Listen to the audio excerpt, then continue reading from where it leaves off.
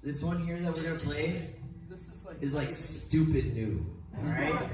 Just stupid new. We're just gonna play it because what the hell, why not, right? Right. You guys wanna hear a stupid ass new song, right? Yeah. Cool. It's a little different, but it's fun.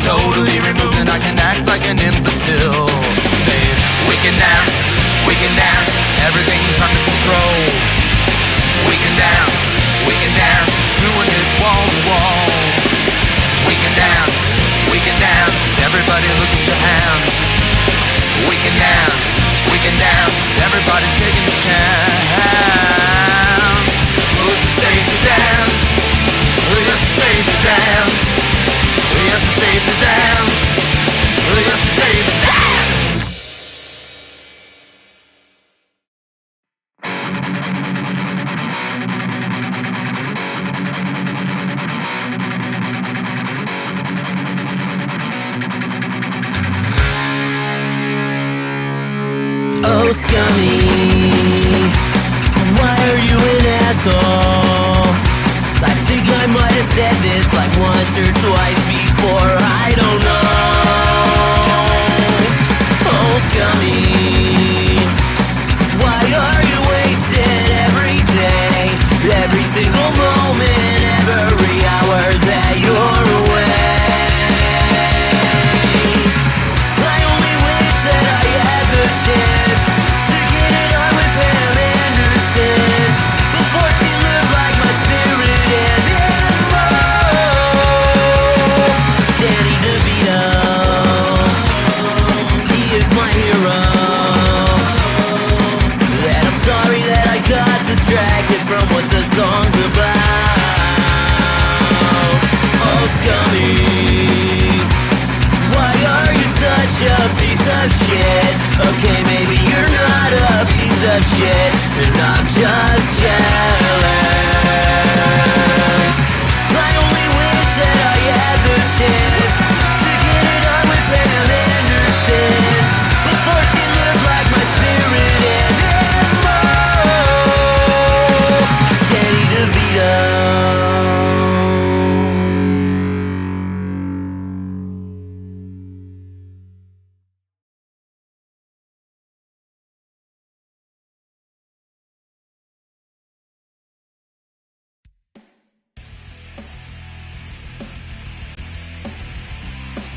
Welcome, ladies and gentlemen, to the latest episode of I'm No Joe, your home for all things combat sports, and the place where every armchair quarterback can feel like Eddie Bravo. The views and opinions presented on the I'm No Joe channel belong solely to the person expressing them, no one else. If we say it, that means we meant it. That being said, this show does contain adult themes, adult content, and general shit that you shouldn't be letting your kids intake. Be advised, viewer discretion is recommended. Proceed at your own risk. You've been warned.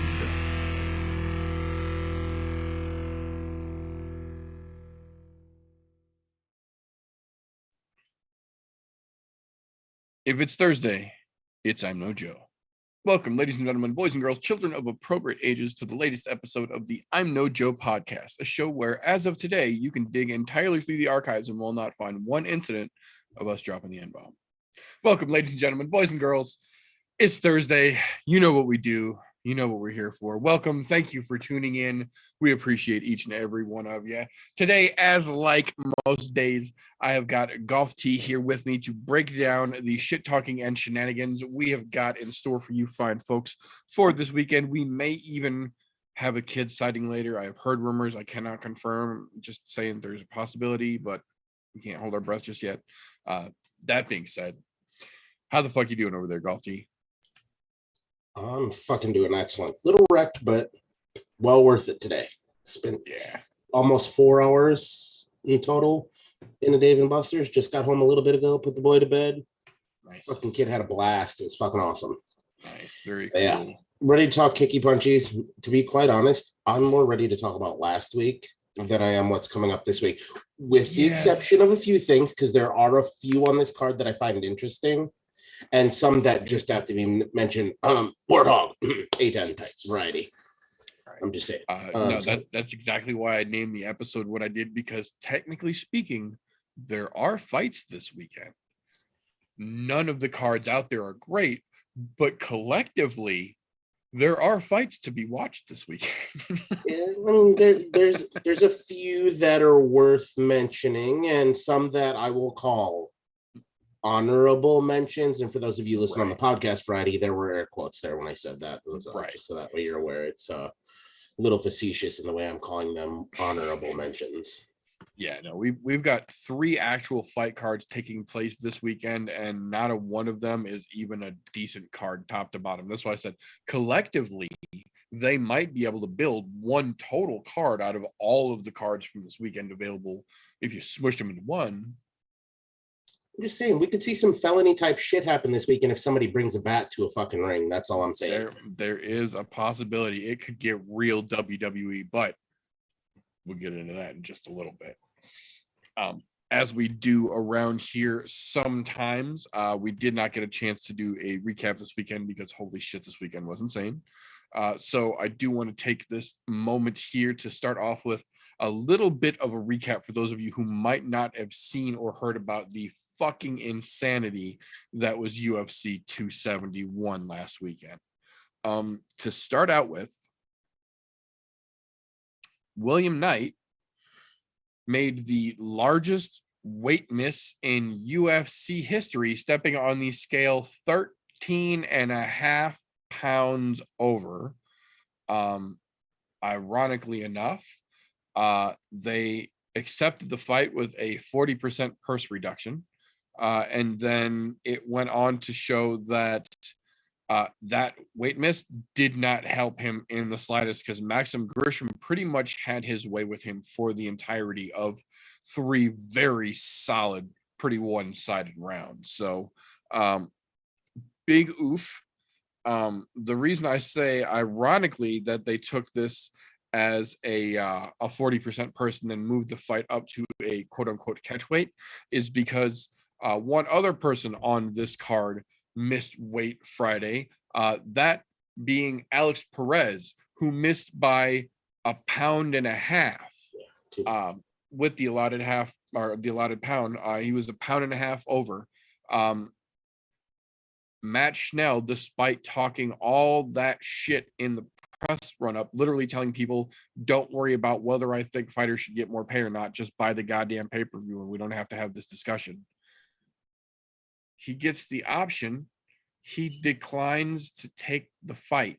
This being the 4th fucking time they've booked that fucking fight. And we talked about that. The 4th fucking time they have booked that fight. Alex Perez misses weight by 1.5 pounds. Matt Schnell declines to take the fight. This coming on the heels of William Knight missing by 12 fucking pounds. Maxim Grisham not only took the fight, he still won the goddamn fight. Perez misses by 1.5 pounds, almost 2 fucking pounds. Schnell won't take the fight after all the shit that he talked in the lead up. You know what that sounds like? That was all a whole bunch of bolstering because he was fucking scared. A whole bunch of this number. Those of you listening, just a bunch of chest beating, trying to look like Big King Kong, Billy Badass. And then when it came down to put money where your mouth this time, 1.5 pounds difference. And he won't handle it. But Grisham here with a literal 12 pounds was like, fuck you, bring it on, and did work. I think the irony in that is he knew he was going to get part of his purse too and still didn't take it. And it's 1.5 pounds. Okay, look, I'm all about fighters making weight. Right. I get it. Look, every once in a while, some weird random shit happens where you miss by 1 pound, maybe 2. Okay, I write it off. Perez hasn't missed weight before. He hasn't had that kind of issue. So this I will consider a one-off issue. Something fucking went awry. Didn't work out quite the way it was supposed to. Whatever math they did didn't come up with the even numbers and whatever the fuck it was. But still, 1.5 pounds, and you're going to bitch out on 1.5 pounds. Look, you're going to balloon up 20 pounds too, and so is he. So at the same point, it still would have been 1.5 pounds difference regardless, because you would have both ballooned up overnight between eating and then piss pounding Pedialyte or fucking your choice of rehydration beverage, you know? Right. But, you know, be a bitch if you want to be a bitch. Talk all that shit. Well, let's not talk about, how about let's talk about fighter pay and why bitches like you are afraid to get paid when they have the chance. Right? When you had the opportunity to just make a simple fucking statement, you chose to be an asshole for no reason and then literally couldn't back up when you had the greatest chance ever to emphasize your point publicly with a giant pay-per-view megaphone. And you bitched out. Bye, Felicia. Enjoy Bellator. Yeah. Just people who decline fights on 1.5 pounds, Dana does not take a liking to. And guess what? Maxim Grishin, on the other hand, that dude gonna get a fuck ton of props. Pretty much gonna be able to have a pretty good leverage there to bargain for what he wants now. Because Yeah, you know he what? will have favor privilege for sure. Yeah, because fuck it, I'll fight whoever, whenever, no matter how fat they are Wait, overweight. miss, don't give a shit. We're still fucking going and doing work. So yeah, Grisham definitely indebted himself a little favor room from Dana right there in that breast pocket, in my opinion. Oh yeah, good on him. So now I gotta say, to be fair, I try and make a point and harp on it over and over and over on this goddamn show, and I try and hold myself to the same standard. Credit where credit is due, regardless of how you feel.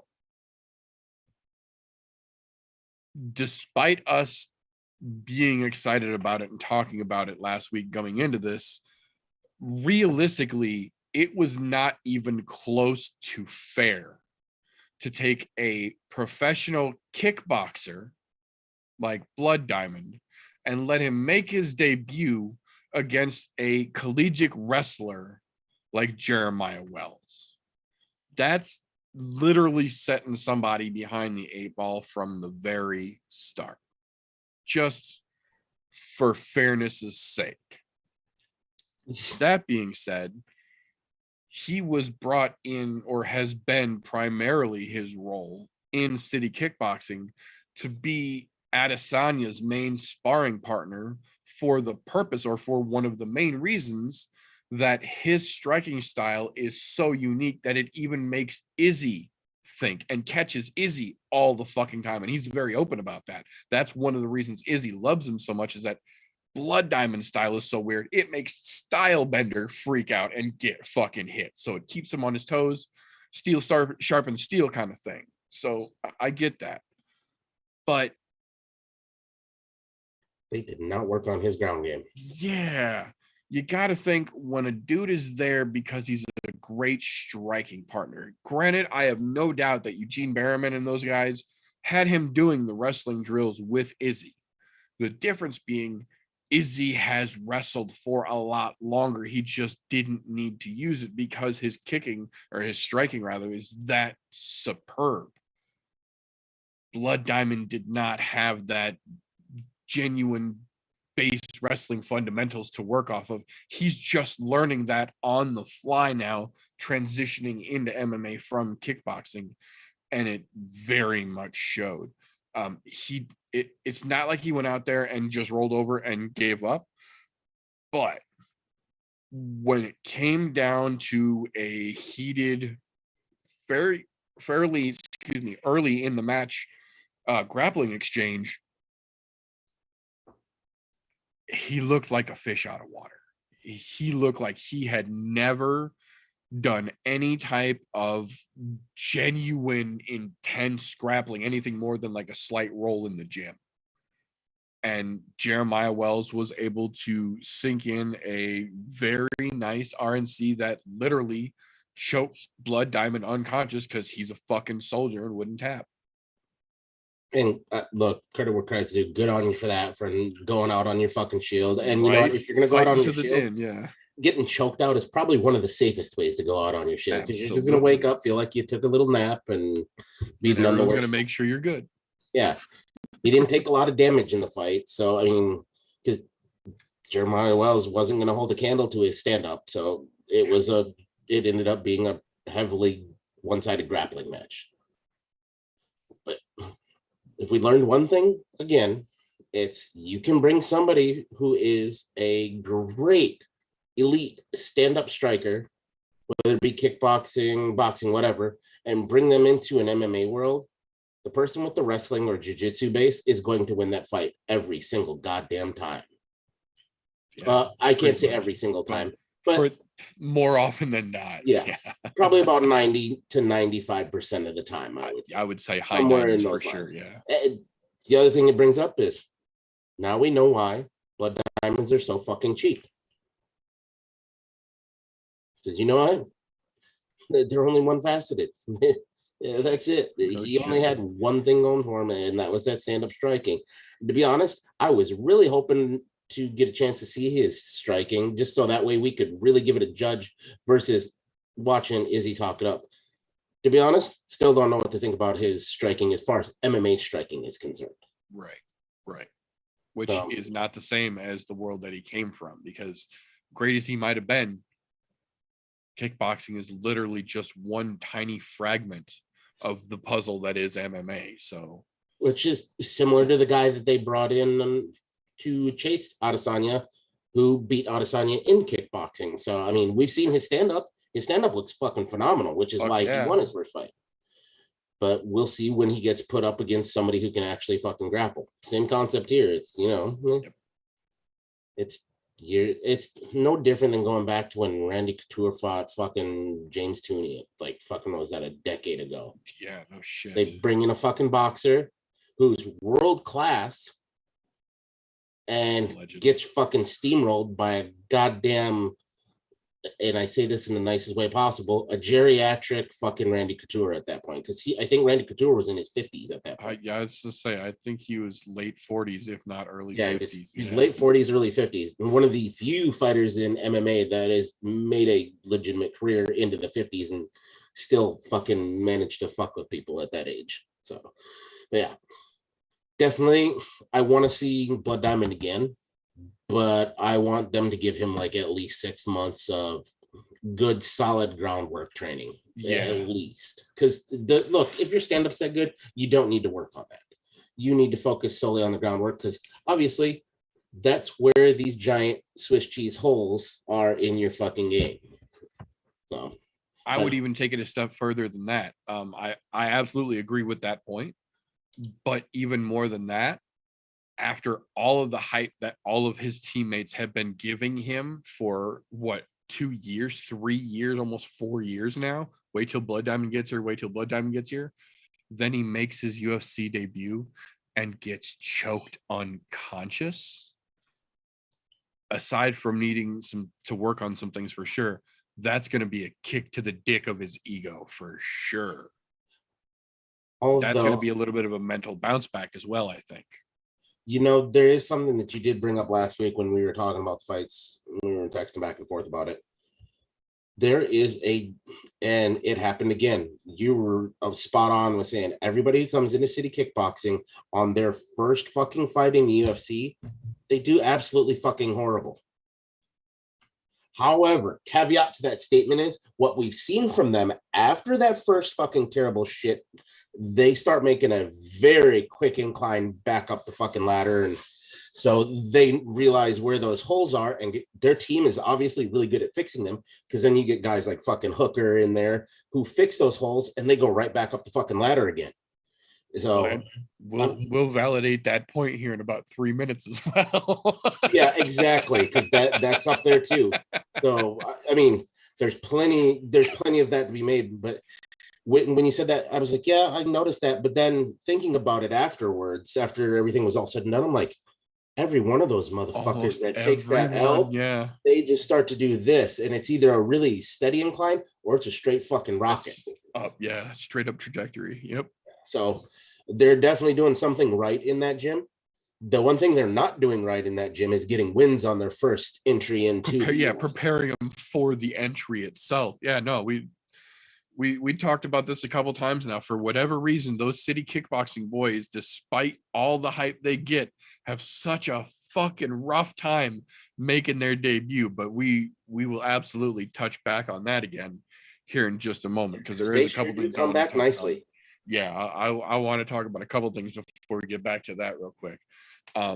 Following that one, unfortunately, Tuivasa's newfound wrestling buddy from Embedded followed in the footsteps of Blood Diamond. To be fair, Silva de Andrade had his shit cracked wide the fuck open. He had a Liberty Bell gap in the side of his fucking face, and it was dripping. It was dripping real fucking heavy. That was it. That thing was fucking spraying. It wasn't dripping. Yeah, it was just a steady stream. He was painting got put in canvas.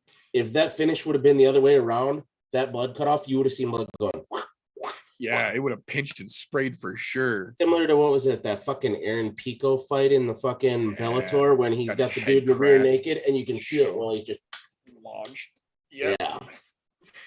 That's what that shit would have looked like because it was nasty. And I will say, just completely away from the fight itself, the UFC needs to get better cut men again because that cut man was fucking horrible. That fucker was still bleeding when he came back out into the second round.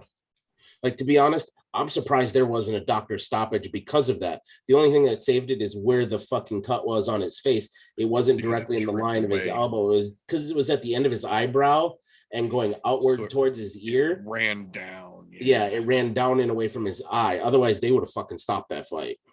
Yeah.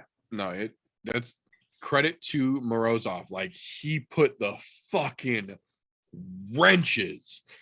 Silva de Andrade had him in big fucking trouble until about 3 minutes 12 seconds of the second round, where he threw one of the cleanest spinning shots that just completely caught Sergey off guard and dropped him to his ass. Didn't put him out, but it dropped him to his ass and stunned him just long enough that Andrade could grab him and wrap him up and just lock in one of the nastiest fucking rear nakeds you've seen in a hot goddamn minute to get poor Moroz out of there via submission. I'm not going to say he cursed himself by trying to wrestle with the big boys and then his mind was still stuck on Tuivasa, but credit to Silva de Andrade for being a tough son of a bitch, because like we said, he got the entire fucking corner of his face cracked wide open. A shitty cut man who couldn't put it together while he sat there perfectly still in the corner waiting for him to do his thing, and then had to fucking withstand the adversity and then time that fucking spinning shot and land right on top of him when he hit the ground to link that fucking rear naked in. I generally have not been the biggest fan of Silva de Andrade, especially since he cut the mullet. We all know how big that can be for your luck factor, and like it or not, that is a thing. But he continues to fucking get them W's, and when he's knocking those fucking tally marks down one after another, eventually it doesn't matter how you feel about the guy, he's gonna fucking start climbing that ladder in a serious fashion. So it's gonna be interesting to see where they put him next after such a fucking big, entertaining, exciting battle like that. Yeah, and a fucking hell of a comeback, because he was literally getting his shit kicked in the first round. He was. And you know what? Albeit cutting off the mullet, which definitely not a fan of, because we've seen what it does to other fighters. Maybe, just maybe, the way that this happened, maybe that was him breaking the cutoff of the mullet curse. Maybe. And I say maybe because we have to see at least one other fighter to confirm that the curse is broken and have that happen. Right. So, I put it out there as it's plausible at this point. It's a data point, we could say at this point. Yeah. That's why I'm going with plausible. Doesn't mean it's going to happen, but it's a possibility. Right. Possibly. So, from there, speaking of guys who had a fucking rough debut and needed to fucking get back on the right track, Jacob Malkoun, Robert Whitaker's main training partner, did not fare so well when he made his entry into the UFC and was out to make a statement against AJ Dobson, who was making his debut into the UFC. I tell you what, Dobson came out and had Malkoun in trouble a couple of different points in that fight, but Malkoun just absolutely wrestled AJ Dobson to death. Not fucked him, wrestled him, actually grappled, outworked, and moved and did, advanced position, was aggressive on the ground as well as on the feet, just absolutely outworked him everywhere. Definitely spoiled AJ Dobson's debut party for sure.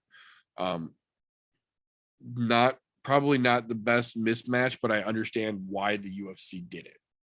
I'll put it that way.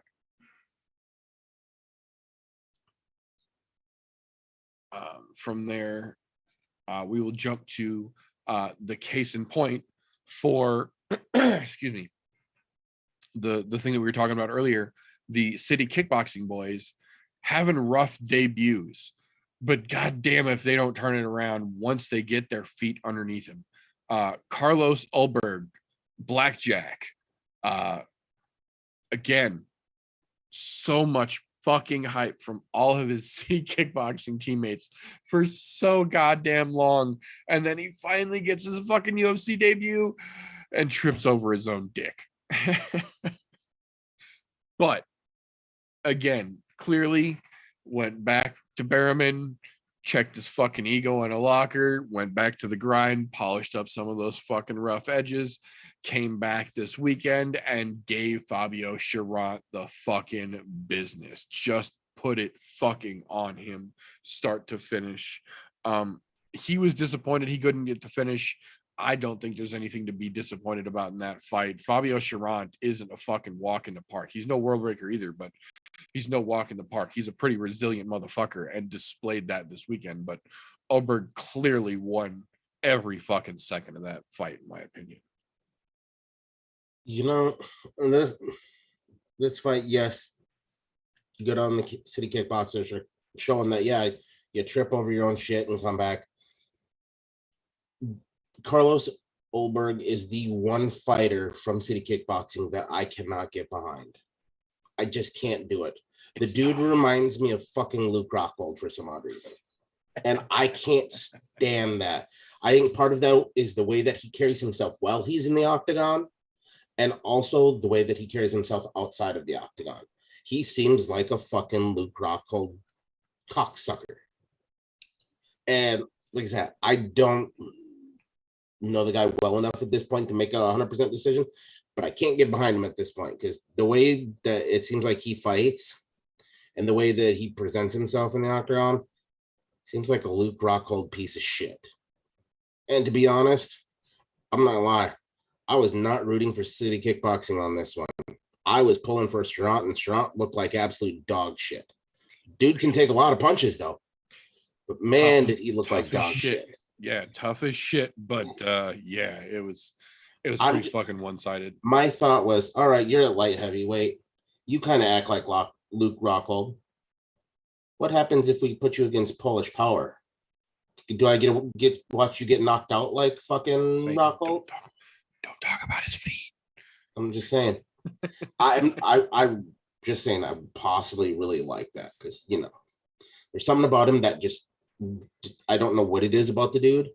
But when I'm watching him fight, he reminds me exactly of fucking Luke Rockhold, and I can't stand that piece of shit. That dude is the epitome of, oh, well, I'm pretty, so I can be a cocksucker to whoever the fuck I want.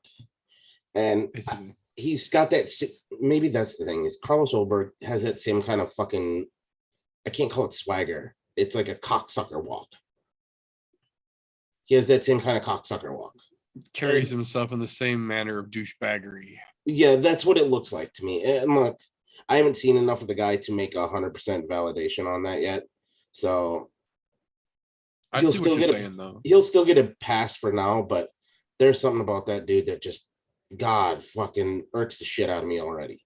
And which means if it already irks me and I know we're going to see more of him, it's probably only going to get worse with time. I was going to say, you know, it's only going to get worse. Pretty soon it's going to get to that point of aluminum mic where fuck that guy too, you know? Right. Which that guy's coming up later this evening too. Right. No. Moving on from there, just a quick mention here. It wasn't really mentioned on the broadcast. I didn't realize it till it was mentioned on a review show this week after the fact. But apparently last year, sometime during the summer, Marcelo Rojo talked a whole bunch of like nuclear grade shit about Davison Figueiredo and his family on Twitter. One of those, fuck you, I'm trying to stir the pot, and then delete all the tweets in a very Irish fashion, I guess we could say. But this backfired. This wasn't one of those people saw that he was trying to stir the pot. This was like the people of Brazil were like, fuck you, you fucking scumbag. And then in walks Surf Jesus, Kyler Phillips, the savior of Brazil last weekend. Smooth. I will say, like a younger, smaller Benson Henderson.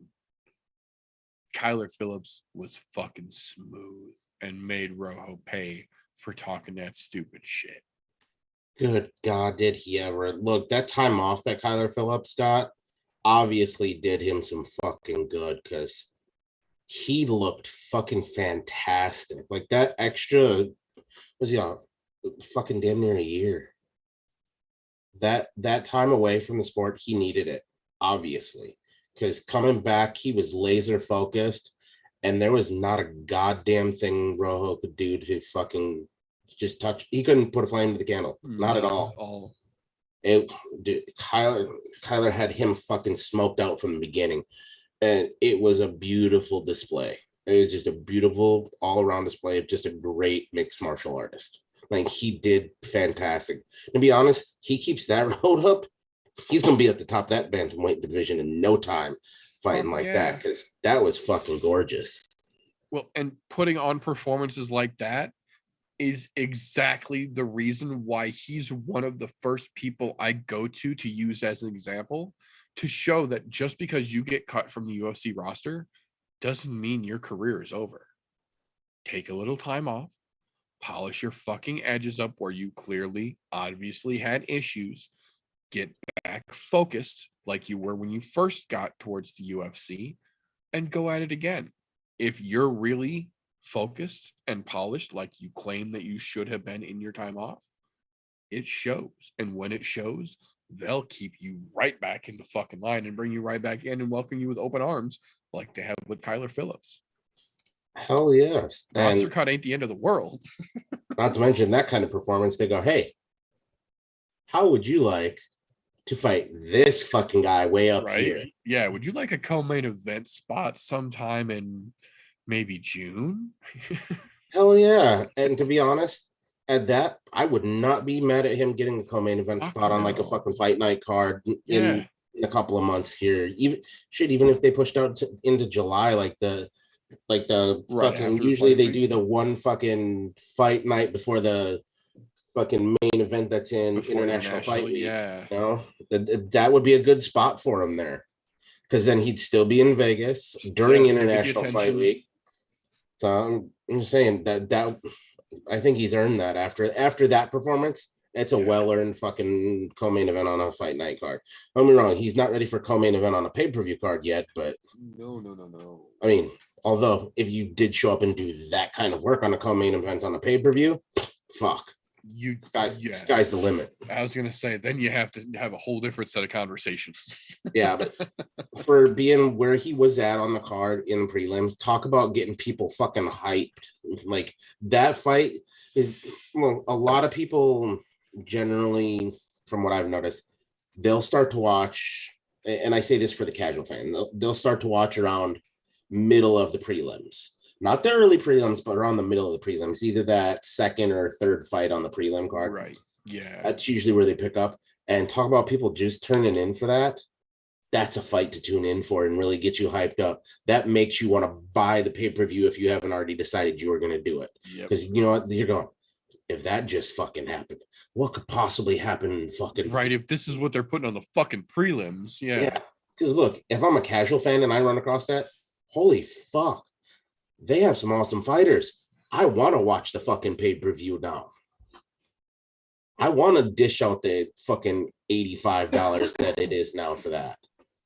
Right? Yeah, that's the kind of fight that gets you willing to open your fucking wallet. Because if that's the early shit. Yeah, I'm pulling the fry on that one. Shut up and take my money. Right. Yeah, no doubt. Well, and the best part is that, as if that wasn't enough to really get you going, the retirement fight that I would say probably a third of that audience was there to watch. You heard that early prelim fucking crowd let some fucking noise out when they announced when I this think fight started fucking walking out. I think there was about 2/3 of the people in there for that fight. It might have been. It might have been more than that. It was loud as shit. Yeah, no, they gave it the fuck up, and that made me very happy because I don't give a fuck what anybody says. In my opinion, Roxanne Modafferi is one of the fucking best embodiments of what a female mixed martial artist can be. Like she said herself, I'm just a dorky girl who likes anime and jujitsu, and now I'm kind of famous for that, and that's pretty fucking awesome. Yeah. You say down to earth fucking individual who just wasn't even necessarily about the fighting game. Her big thing was jujitsu, but it just kind of snowballed into 50 MMA fights. Yeah, she said it herself. I never thought I was going to be an MMA fighter. I did it because I could, and it was fun. 50 pro fights.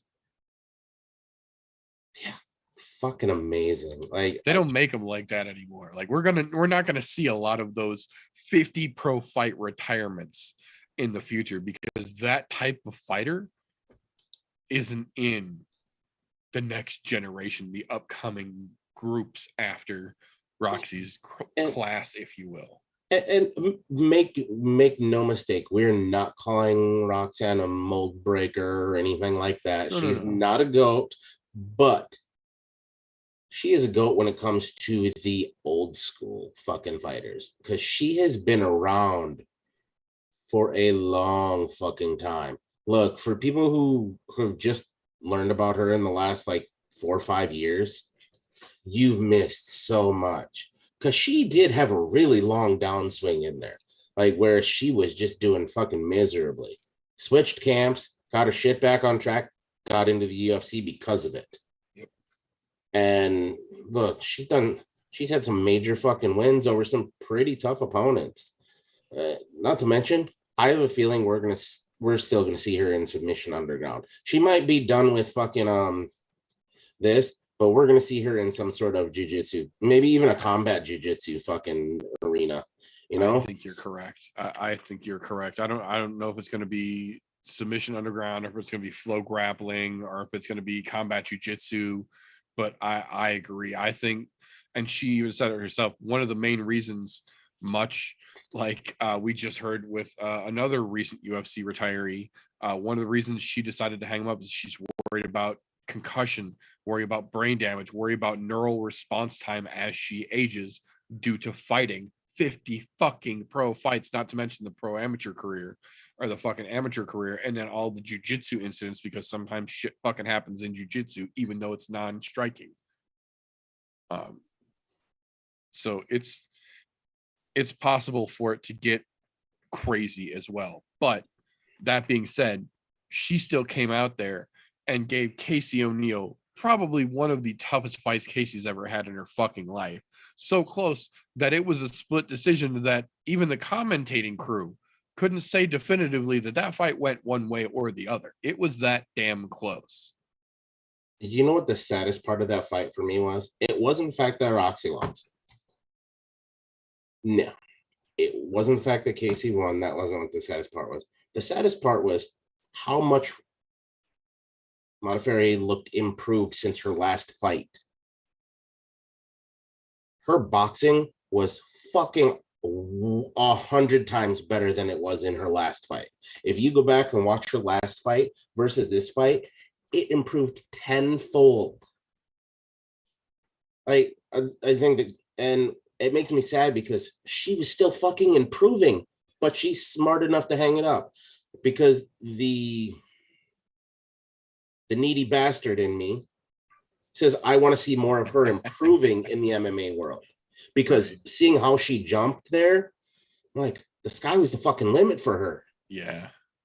But hats off, because you know what? You know when to hang it up, do the right thing. Don't end up like some of these other punch drunk fuckers who don't know when to hang it up. Right. And I give her credit on that. I think the greatest thing about the fight, though, was her post-fight interviews. Like, her talking about throwing just random weird shit that you don't normally see, like an overhand fucking like hammer fist. Yeah. And she was excitedly talking about it. Like, she loved I got to try it. And it fucking worked. And she looked at me like, what the fuck was that? I'm going, Go back and watch those interviews. That'll make you smile just from her fucking interview alone. You don't even have to watch the fight. Watch her interview post-fights. They were fucking fantastic. I wish her all the best, and God damn it, I'm gonna miss seeing her in the octagon. Well, not even just the octagon, her whole fucking presence in the UFC, the weigh-ins, the fucking face-offs, then her fighting style in the octagon as well. Like, she's just fun. Period. Yeah. Like, she's a fucking cool person I'd want to fucking hang out with. Yeah, absolutely. Absolutely. Or at least say I have the privilege to know, you know? Right, yeah, at least get to say that, hey, I know her. She's pretty fucking cool. For real. Oh, now, unfortunately, though, from there, that brought us to the Walrus slap fest that was Andre Arlovsky versus Jared Vanderaa. This, unlike Roxy versus Casey, I do not agree was a close enough fight to be called a split decision. The ironic bit about both of these fights is that the same judge gave the opposing score to make it a split decision for both fights back to back. Even the commentating crew caught on to that when it fucking ran with a little bit, because come the fuck on. I love Roxy, but come on now. The same thing. That fight sucked. Realistically, I heard somebody talking about this afternoon on an MMA show. Andre Arlovsky is the only MMA fighter in history to have not one, not two, but three separate 4-fight losing streaks and pull one out of their ass to keep it from going to 5 and still stay on the UFC roster. Think about those words. 3 separate 4-fight losing streaks still on the UFC roster.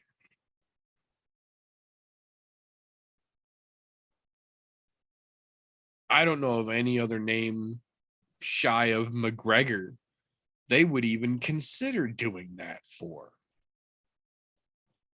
How Arlovsky is still wearing UFC branded gear in 2022, I genuinely do not understand anymore. Just, it doesn't make fucking sense. It just doesn't. You know what's the weirdest part about that is yeah, he's had multiple 4-fight losing streaks. The weird part is his last 3 fights, he somehow got decisions out of where he's won them. Albeit this one was a split decision where, to be honest, it was ugly as fuck. Either way, the fight as a whole was ugly between both of them. But now because he's back on a 3-fight win streak in the UFC, they have no reason to cut him right now. Right. Job security, if you will. Yeah, and to me, that's a problem because I love what I say this all the time. Every time fucking Arlovsky comes up on a card, I still have a fucking special fucking place for Arlovsky. He's one of the godfathers of MMA. He was a bad motherfucker at one point. Now he's trying to beat up on soup cans with a fluffy unicorn for fists, because he's nowhere near the fighter he was even 5 years ago. And 5 years ago, he was looking like shit. But if you go back 10 years, 15, yeah, that's when he was, I'll say around that 15-year mark, like the early 2000s. He was fucking on point. Even into like the 2010s, and then it kind of fucking just snowballed into shit from there. Yeah. So sometimes it may be good, sometimes maybe shit. Yeah, exactly. To be honest, he's one of those fighters where I want him to hang them up. Dude, you're on a 3-fight win streak. Hang that shit up. Call it a day. Go out on the W. Yeah, go out on a W. Don't take another loss to tarnish any more of your fucking great career, because he legitimately has a great career. No matter how bad this last bit is, I still judge him by when he coming in through Pride and then into the UFC. That he used yeah, to his early shit. I'm talking back when the rules weren't quite as stiff as they are now type shit. So, I mean, it's a bad look for him. And don't get me wrong, a W is a W, but dude, hang it the fuck up, because you can tell even in that fight with a fucking, I'll say, a terrible looking Vandera coming in there, he didn't look good. He looked mediocre at best. And that, in my own opinion, that's a gift to look mediocre, to say he looked mediocre at best. But that's part of that in me is I still think the actual pit bull Arlovsky, not the puppy dog Arlovsky that we have now, or the aging fucking golden family retriever that we have right now. Senior citizen canine. Yeah, like he should, like the dude's so fucking, if that was a dog, it would have hip dysplasia and probably need a fucking one of those little doggy walkers on wheels for the back legs to get him around. I'm just saying, it's time for him to hang him up. Love or hate the guy, it's time for him to hang him up. Yeah, like I said, still got a special place for him because he is one of those godfathers of when MMA was fucking MMA, not some of the shit we see now. And I say that lightly because there are still some really good MMA fighters now, but it's not that same. To me, it's not the same because I know what I grew up watching. I remember watching UFC 1, 2, 3, all of those. The build up. Yeah, I've watched this sport come from infancy to where it is right now, and I would say preteen years. And I say preteen years because it's still fucking evolving.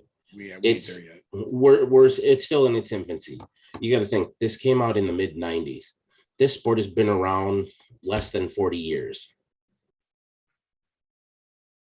I mean, so if that tells you anything, what is it? The UFC's only been around, what, 26 or 27 years now? Yeah, it's coming up on the 30-year anniversary. Yeah, so I'm just saying, look at it that way and take it with a grain of salt. But yeah, it's time for him to hang him up. That's all I'm saying. Again, for like the millionth time we talk about it. Fuck. Right. Unfortunately, yeah. But that's the sad part is you're right. We have to say unfortunately. I want to be able to talk about him, but when I want to talk about him is when we say, do you remember how great this fight was back in 2001? Yeah, when you want to talk about how great he was, you have to talk about a decade ago. Yeah. That's the thing is, I want to talk about him in those lights. I don't want to talk about him in the lights that he is currently under.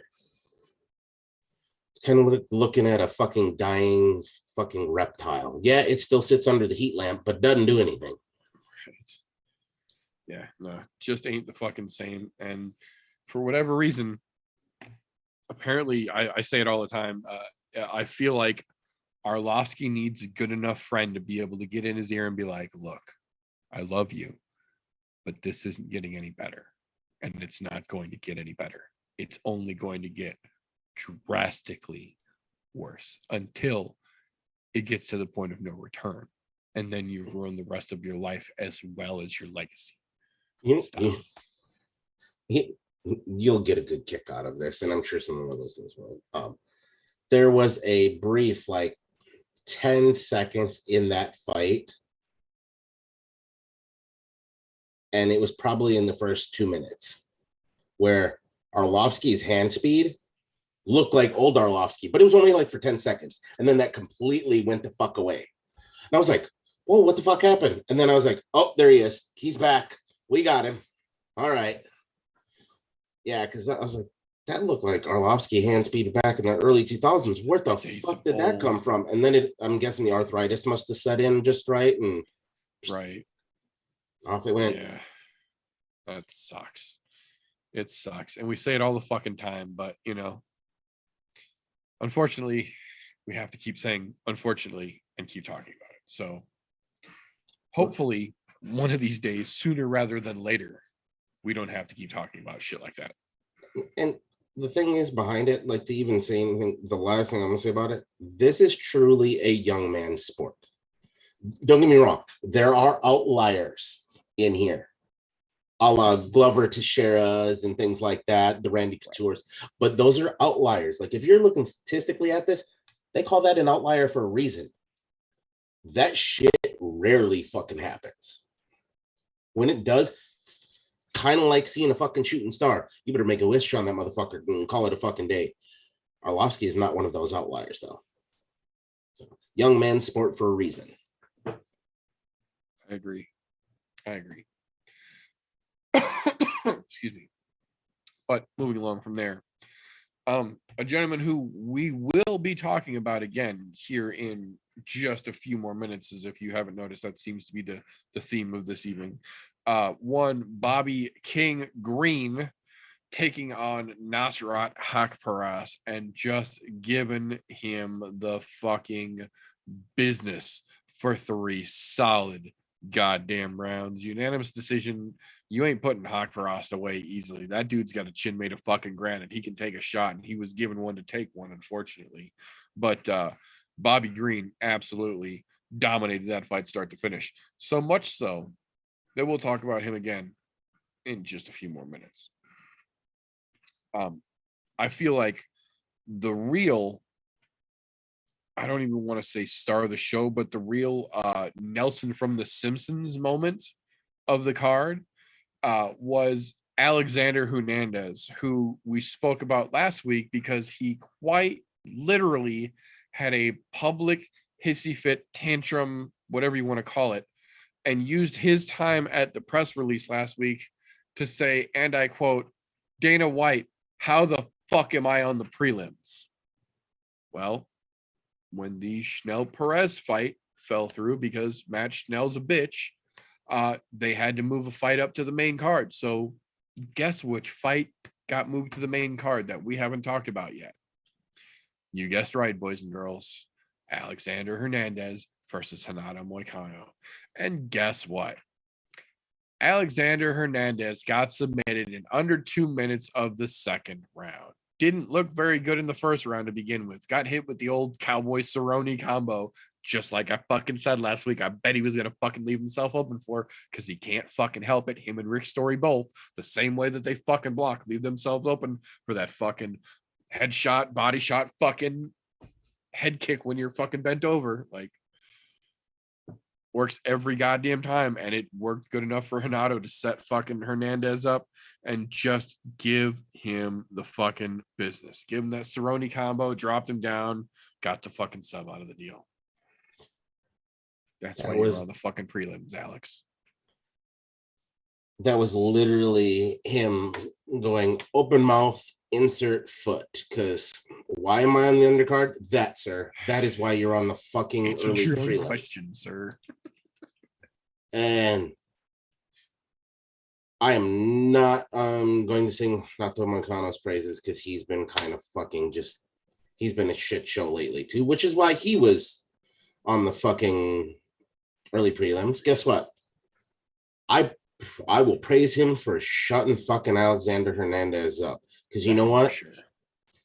That dude has been an absolute piece of garbage in the UFC for quite some time. They tried to get a hype train on him. They really tried. Oh, he's going to be the next great thing. No, his moniker, the Great, needs to be changed, because that shit is not correct. I even said it before the fights.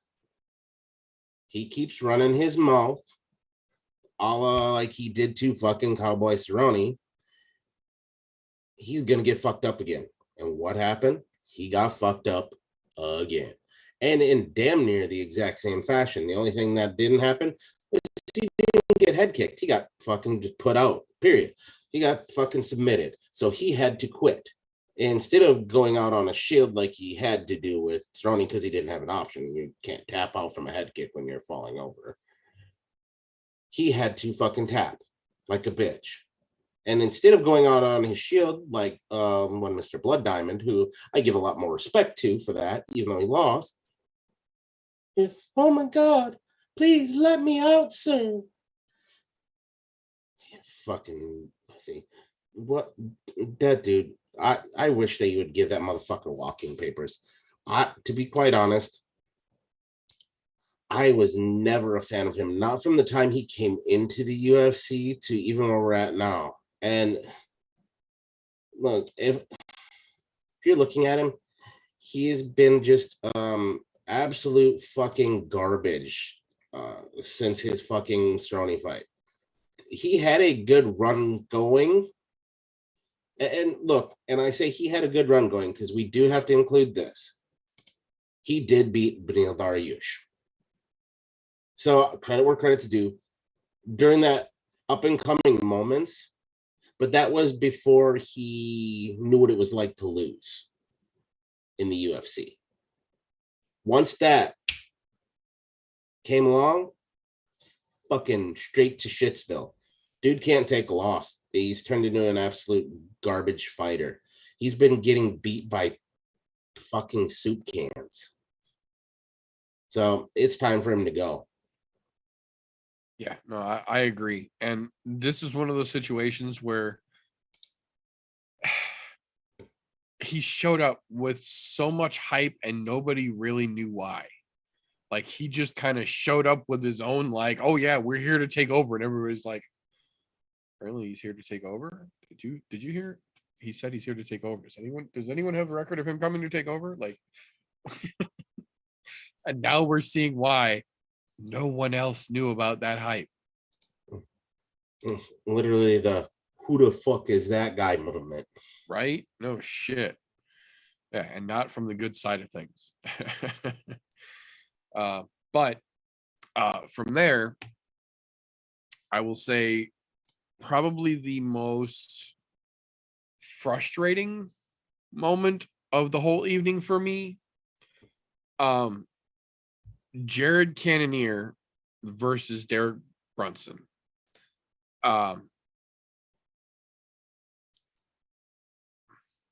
There's no good way to say it. Derek Brunson was kicking Jared Cannoneer's ass in round one fairly easily. Like, it was a pretty one-sided fucking fight in round one. And then for whatever reason, that same Brunson didn't come out in round two. And I don't know if Cannoneer had the powers of the crystals recharging him in the fucking corner in between rounds or what, but that was a complete different fight in round two than it was in round one. He almost got wrestle fucked in the process of doing it, but Cannoneer laid Derek Brunson the fuck out, just like almost every other middleweight contestant has in the last 4 years, with the exception of Yoel and Costa. Everybody's had to go through Brunson, and everybody has styled on blonde Brunson, despite saying how dangerous he is. I say with air quotes, because after he gets his ass kicked, they throw him a soup can and he looks great again. Well, apparently we were at that point in the cycle because Cannoneer did not look good in that fight. And then after laying Derek the fuck out in round two, started to talk all that shit because he just laid out Derek Brunson. He made blonde Brunson into blood Brunson. Look, I'm not mad at him. Not at all. Because look, if you look, this is the way I saw that fight. Don't get me wrong. Cannoneer was getting walked all over, but walked all over loosely, as in he was getting wrestle fucked to death. Yeah. Brunson was not doing any damage to him at all. None. Cannoneer was just getting laid on.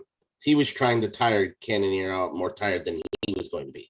The catch is, Cannoneer didn't get tired as fucking Brunson did. When that second round bell came out, you could see the noticeable difference in Brunson, how tired he was from wrestle fucking for 5 minutes. Like, it was blatantly fucking obvious on how tired he was. because he was slower.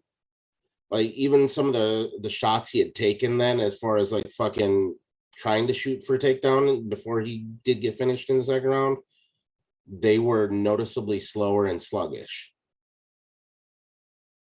And Cannoneer didn't seem to really lose a step, all things considering that he was just fucking, he was just wrestle fucked to death for a round. But he didn't look any worse for wear than he was before. So it just a weird situation to see. And to be honest, I'm okay with him talking shit. Granted, talking shit that you beat Derek Brunson is kind of like saying you kicked the trash can. Good job. But nonetheless, because of where they were in the rankings, that's good for him. Cannoneer is going to get that next shot. And we already know that because he called Izzy out directly to Dana. Made sure Dana was watching. Yeah, I was going to say. Later on, Izzy said, you know what? I heard him. He's next on the list. Guaranteed that fight happens next before anything else. And I'm okay with that because Izzy has been wanting to fight Cannoneer, and Cannoneer has been wanting to make that step up. He had the chance to do it previously, but then he tripped over his own dick previously when he did it. So now in this fashion of with a TKO knockout victory here, that gets him that right to make that call. Now, how's he going to fare against Izzy? I think a lot better than fucking Whitaker did, but we'll get to that in a minute. But I mean, I think this will be that spot where once this fight happens between him and Izzy, if that happens and Izzy beats him, that's where we see Izzy start thinking about a possible different weight class permanently to go take over. Because you can only lap the field so many times before it's just monotonous. Don't get me wrong. You want to have all of the fucking stones, by all means, get all the stones. I'm okay with that. But this is his last real test that's in the division is in Jared Cannoneer, to be quite honest. Basically. There's nobody right now in middleweight that looks like they're remotely ready for him other than Cannoneer. And God knows, Izzy is not going to wrestle Cannoneer. It's going to be a stand-up fight. Yeah, it's going to be brutal. It's going to be a rough fight, I think. Yeah, so I mean, there is that. Don't get me wrong. Some of the shit Cannoneer said in the post-fight, I wasn't happy with. But at the same time, you know what? When you have the mic like that, you have to use it to talk shit and get your point across. So that whole, oh, well, you're in a little bit of a tight situation. Nah, that was just going with the flow and through the motions.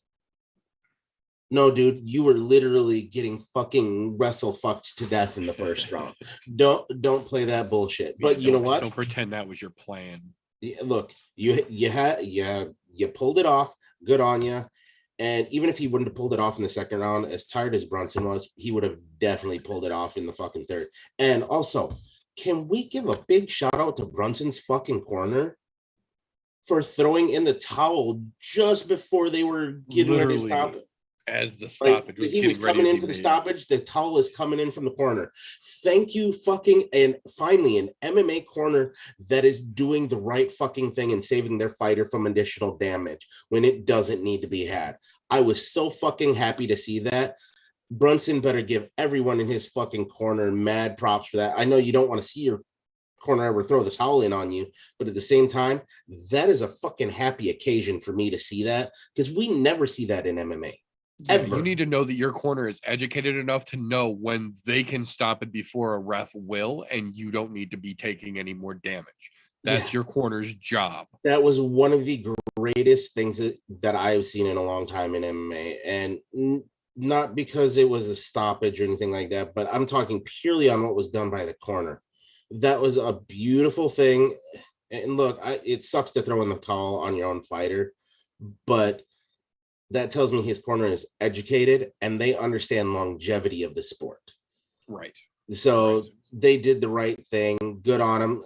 I mean, and they lit the towel. If you go back and you watch the replays, as the ref is coming in, you can see the towel flying by the camera at the same fucking time. So they were right on top of it. And as was the ref, because the ref was right there at that same time. So it was a It was on both parts. Ref, great job on the stoppage and great job on fucking Brunson's corner, knowing that, hey, he doesn't need to take any of this shit. Throw it in. Yeah, absolutely. Absolutely. And what makes me, it does make me wonder a little bit if they saw what I saw in that second round of Brunson getting just obviously fucking stupidly tired. Yeah. Which is weird considering the dude is a fucking wrestler. Wrestlers generally don't get tired. Makes me wonder, was there something fucking wrong with him during the fight? Or just prior to the fight? Or was the weight cut that bad to him? That's what I was going to say. It might have been a rough weight cut because you saw he had plenty of energy in round 1, but how quick it disappeared when round 2 started. Yeah, it makes me wonder if something happened in the weight cut or if he was sick during that week prior or something like that. Yeah. Where his system just wasn't all the way back up the par or something. Because generally wrestlers from just chain wrestling don't get tired. That's what they do. Look at, God, I hate to use this example. Look at DC. DC, the big fucking fat bastard he is. Even at heavyweight, when he was chain wrestling, he didn't get tired. Not from the wrestling. No. He got tired from the other shit, but not from the wrestling. So seeing Brunson get tired from the wrestling and knowing it was the wrestling because he wasn't taking any damage in the first round was really fucking weird to see. Yeah, I agree. I think we'll talk about that more in a little bit. Moving on from there, co-main event of the evening.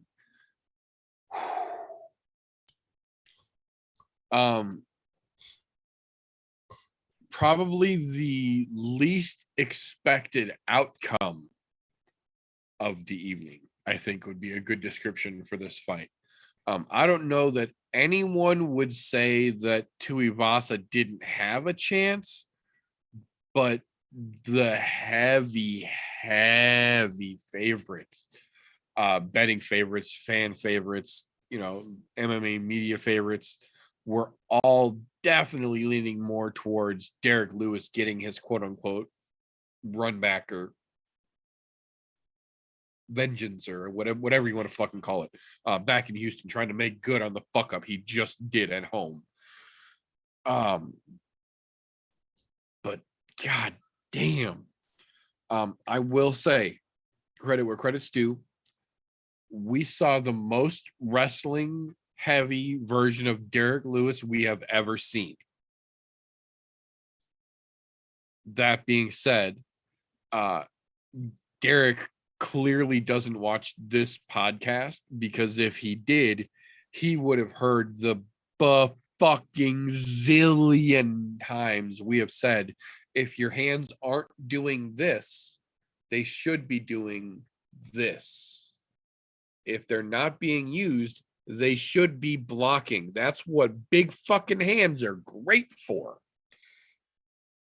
Well, Derek dropped his fucking hands, and Ty gave him an elbow into next fucking week. And for the first time in his professional UFC career, he got laid the fuck out flat, cold. I swear to God, I heard somebody yell timber, and he just went full limp smackdown, face planted in the fucking canvas, unconscious.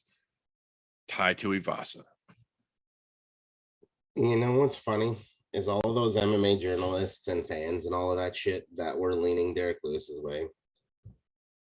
I was not one of them. I was one that said I couldn't call it because I knew that with the power that comes out of both of them, it was to me, in my own personal opinion, I don't give a fuck what Vegas odds or anybody said, that's a fucking coin flip. When you have two guys that are bangers that are just going to go in there and swing, I didn't know which way it was going to go. Derek surprised me with how much wrestling he did.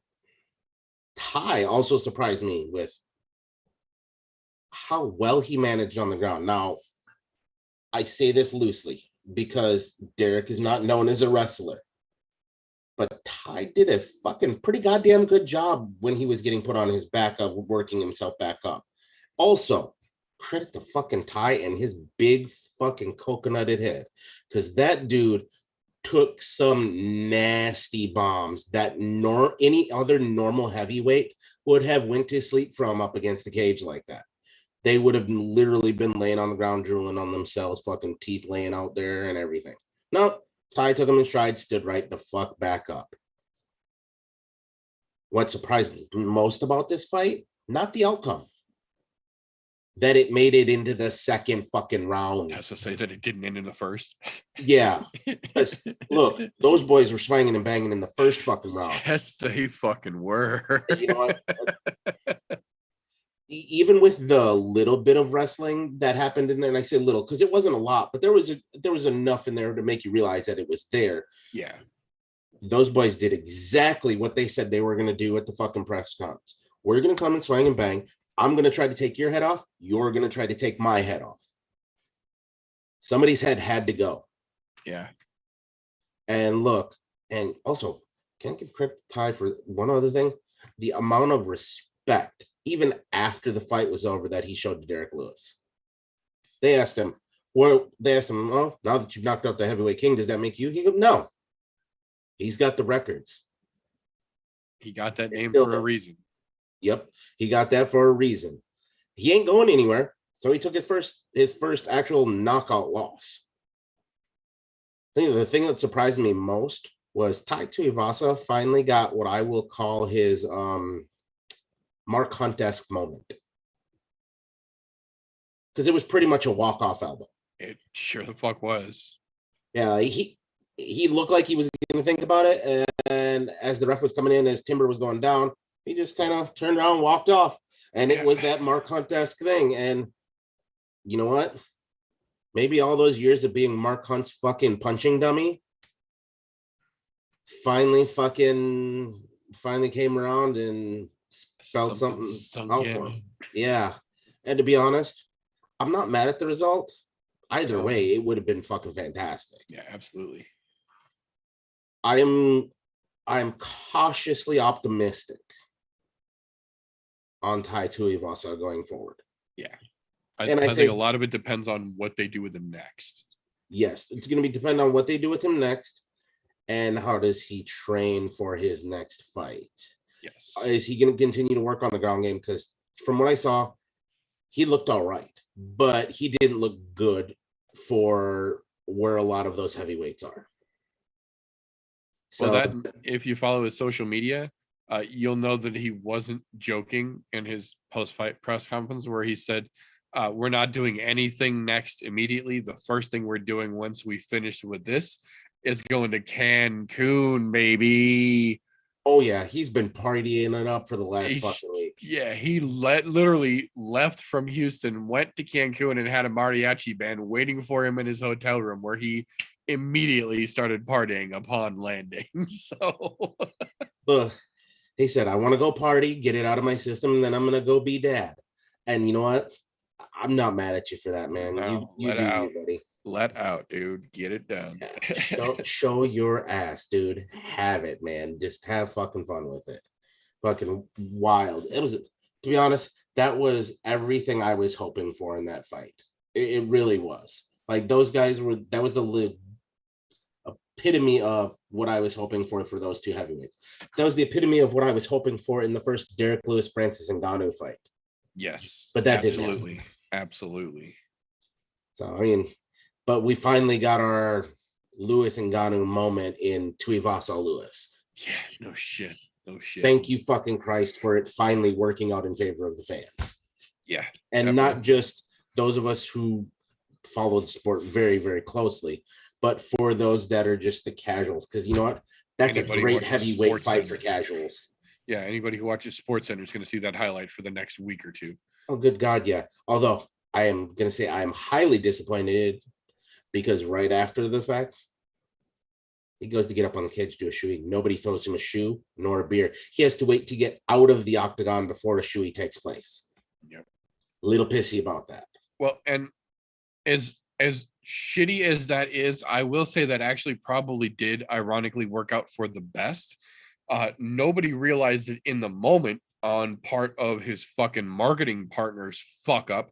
But when he walked into the crowd, the guy that he did the shoey with, where the shoes said Drink West facing out, Drink West is the name of the company that makes the shoey Vasa. Yep. That was his marketing partner that he did the shoey with. That was a commercial. He basically made an advertisement on the spot, but no one thought enough to set that up properly, because once he made his way out of the octagon after doing that shoey in the Drink West shoes with his marketing partner, he went backstage and got Dana White to do a shoey Vasa. And He it's on wouldn't the touch Shoey nobody's Vasa shoe. webpage. But yeah, they got him on camera knocking one fucking down. And Dana said he wouldn't let me out of it. There was no way. He was waiting for me. The second he got out of that cage, the first thing he did after he got his shit backstage done was grab a beer and come looking for me. So Ty wasn't letting him out of it. Ty got Dana fucking White to do a fucking shoey Vasa, and he killed the whole goddamn beer. So now, and just a little clarification for everything, I will put this out here. The shoey Vasa is a glorified beer bong, okay? yes, It's basically a rubber fucking crock with no holes it's and a spigot like a fucking beer bong would have. yeah, it's a shoe-shaped funnel that you can put the whole beer bottle into instead of pouring into bottle it. or can, doesn't matter. They Yeah. both, And then it's got an old school beer bong style fluid valve. so on the it's front. it's a single fucking can bottle fucking beer bong is what it is. Yeah, Which, it's to be cleaner honest, than doing it from the bottle or the can, basically. Yeah, and it's way cleaner than doing it from an actual shoe. So if you want to join in the shoeys, this is not, I'm not putting out this here. Yeah, but there's no they endorsement. are available for sale if you do want one. We That's do not right. get paid from them. Guarantee That's right. you fucking that. So if I did, I'd be fucking have one right now, but I don't get paid. So, but I would say, yeah, if you're into it and you want to be part of his shoey nation, by all means. However, caveat to that statement, I don't want him to only be known as the shoey fighter, because he's much more than just a shoey fighter. If you guys haven't learned, the shoey is just the fucking celebration afterwards. The dude he's a legitimately good fighter. And look, he had his bad run in the beginning because he lost like what 3-4 in a row in here. Yeah, I think 3 in a row. Yeah, and then he turned his shit around. Like the dude started to take the training seriously, and like he said previously, he was learning on the job. So Literally. I mean, he's obviously getting better, and you can see it because you're taking on the likes of a Derek Lewis who've knocked out fucking the who's who of the fucking heavyweight Yeah. division. Oh, yeah, absolutely. Considering Volkov was whipping his ass all across the fucking ring, and then fucking here comes Lewis, puts him out. Same fucking concept. Tuivasa has that, but what Tuivasa has that Lewis doesn't have, he has a little bit more time on his side because he's a lot younger. So Yeah, there is absolutely. that. So he can definitely expand his game from here. And thing is, he's still young into his career. He's only what 8 fights deep in the UFC right now, I think 8 or 9, 7 or 8, something like that. and all of his fights have been pretty closely back to back. And I mean, fairly recognizable names at that. yeah, and He didn't get any soup cans to start out with. no, once they saw he could fucking claim clocks, they're like, yeah, let's see if you can claim big boys clocks, and he's doing it now. So Fuck yeah. don't look at him as just a shoey guy, albeit that is a fantastic reason to watch him after he's done. Because you know what? Sir. I get a good kick out of it every fucking time. Makes me giggle, makes me laugh, and yep. I can't help but root. There, not to mention the way that dude, his swagger and the way he interviews, the dude, he's meant for the fucking spotlight. He really they don't get much more naturally authentic than that. Like when you're talking to Ty on fight week, it's the same Ty you're going to talk to if you catch him tomorrow down in Cancun. Yep. Only difference is he'll be all lubed up down in Cancun. Yeah, I was say he'll be very imbibed in libations down in Cancun. Yeah, for sure. But from there, wrapping up our 271 recap real quick, now that we're starting to run along a little bit. Whitaker versus Adasanya 2. Look, I don't want to be an asshole here, but I don't know that anybody realistically thought Whitaker was going to take that belt back. I know that there's always a puncher's chance, and that, you know, based on the way the first one ended and the run that Whitaker has been on in his last 3 fights, you know, he wasn't going to make it easy. That's for goddamn sure. But I don't know that anybody realistically went into this fight thinking, oh, Bobby Knuckles is coming to get his belt back. It was a matter of is he going to stop it this time? Well, credit where credit's due. Whitaker came in a tough son of a bitch, and Izzy couldn't stop him this time. But on that same token, Whitaker couldn't do shit to Izzy. He couldn't hardly land a fucking punch on him. He did get a couple of very, very desperate takedowns that he couldn't hold Izzy down for literally more than 10 seconds during either of. But that smattered in between Izzy just beating the shit out of and then out dancing him for the whole goddamn fight. Realistically, Rob is a great top 3 gatekeeper for middleweight, but he's not going to even get another look at that belt again until Izzy finally leaves and goes to 205 permanently and gives up 185. And I honestly don't know if Rob's got that much time left in him. I'm wondering if we see Whitaker go up to 205 because of that. And that very well could be as well. And that might actually be a lot better for him. And that's something that, despite watching Izzy do it, that's something that people have been trying to talk Whitaker into doing for a long time. He's more built for that division than sure the fuck is.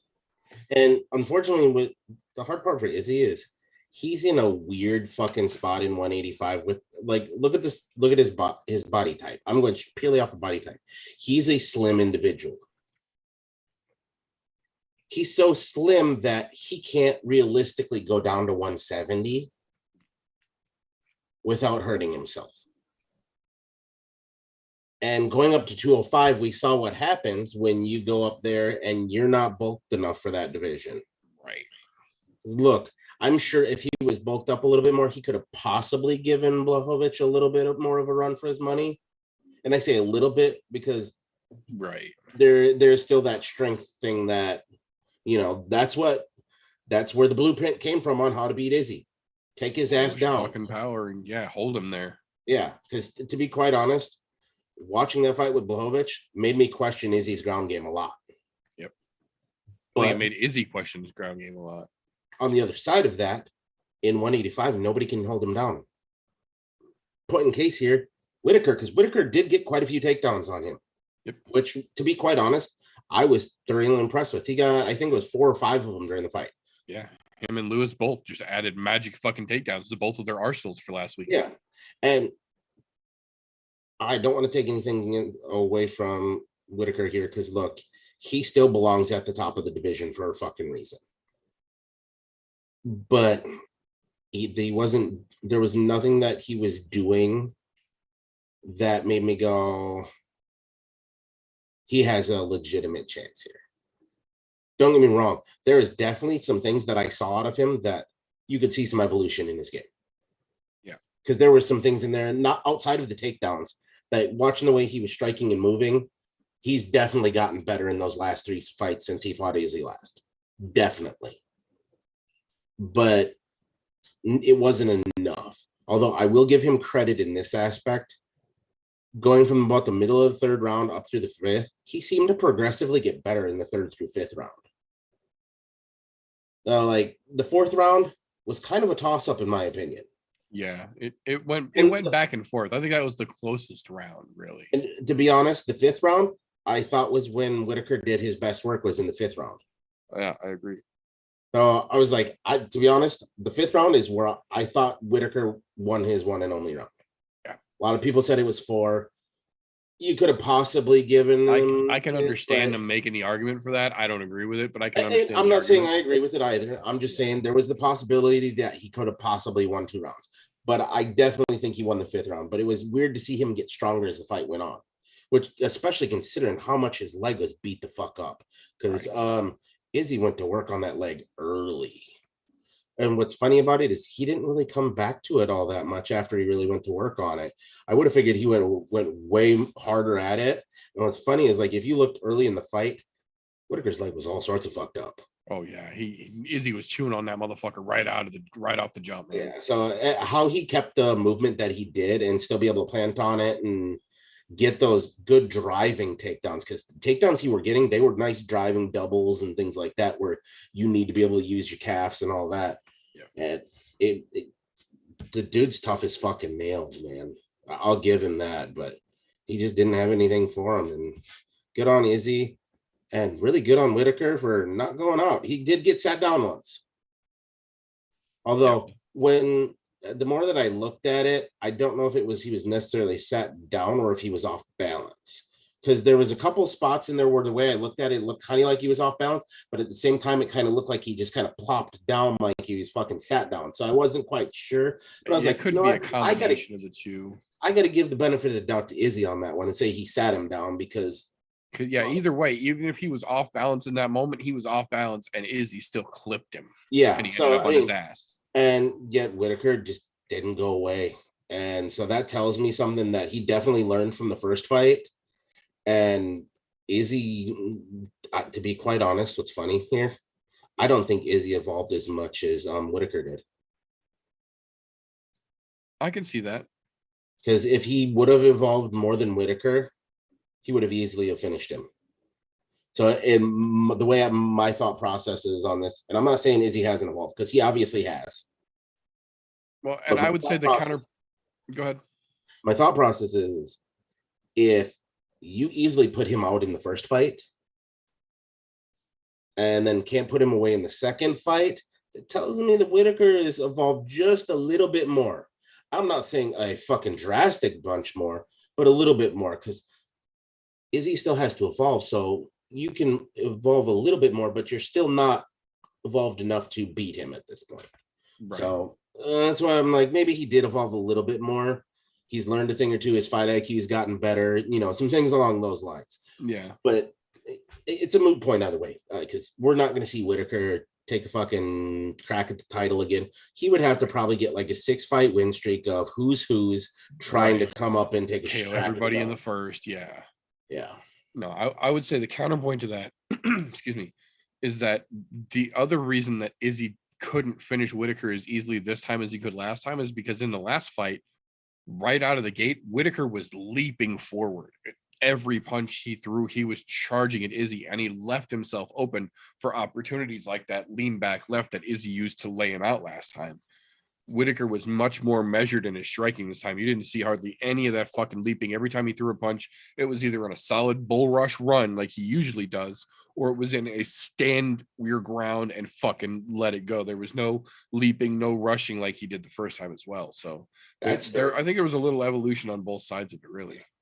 That's some evolution on both sides. So it definitely threw wrenches into both people's plans, which, to be honest, it made the fight interesting, at least. I mean, I was going to say, there was nobody could have predicted it was going to go that way. And I'm not saying that Izzy completely lopsided dominated him, because, I mean, it wasn't that bad. Don't get me wrong. He obviously didn't win the fight, but it wasn't like some of those fights where you see where the dude just gets absolutely worked a la Calvin Kattar, Max Holloway. Right. No, I think the best way to describe it is that Rob had some moments, but never had Izzy in trouble. Yeah. The only time I thought he could have possibly gotten him in trouble was during those takedowns, if he would have been able to hold him down. But Izzy was able to pop back up, which, to Rob's credit, he went 40% on takedowns, because I think what did he do? He attempted like 10 or 11 or something. I think he went 4 for 11. Yeah. So, I mean, the dude won about 40%, and that's pretty goddamn good against Izzy. So, yeah, it is. The downside for Izzy is that really shows a lot of people that it is possible to take him down. Yep. And if they work hard enough on that and working on holding somebody down, that might be their out to having to stand and bang with him. Because, to be honest, you don't want to stand and bang with Izzy. His striking is fucking top notch. Like, to be honest, he's one of the best strikers in the fucking game right now. That, and flip side of that coin as well, now that Izzy knows that even as much as he's been working on it, and you can see he's been working on it, Whitaker was still able to get a 40% success rate on takedowns against him in that title fight. So if you don't think that, Costa and Vettori trying to wrestle fuck him motivated him to go back and work on his wrestling, knowing that even as improved as he is, Whitaker could still take him down 4 fucking times. You don't think he's going to get back in there and work twice as hard on his wrestling? Oh, yeah. You ain't even following Izzy. Exactly. And that's the thing. MMA is a fickle game. So, I mean, it's fun to watch how these fighters go back and try to close up the little fucking holes that they have here, especially when they're at the top of their game. Like, we don't talk about it a lot about fighters at the top of their game on where they need to close up holes, but shit like this really shows you where that stuff needs to happen. And you'll see in his upcoming fights how those holes have gotten closed if those people decide to go for takedowns. Cannoneer, he's not going to focus on takedowns. That's not his fucking game.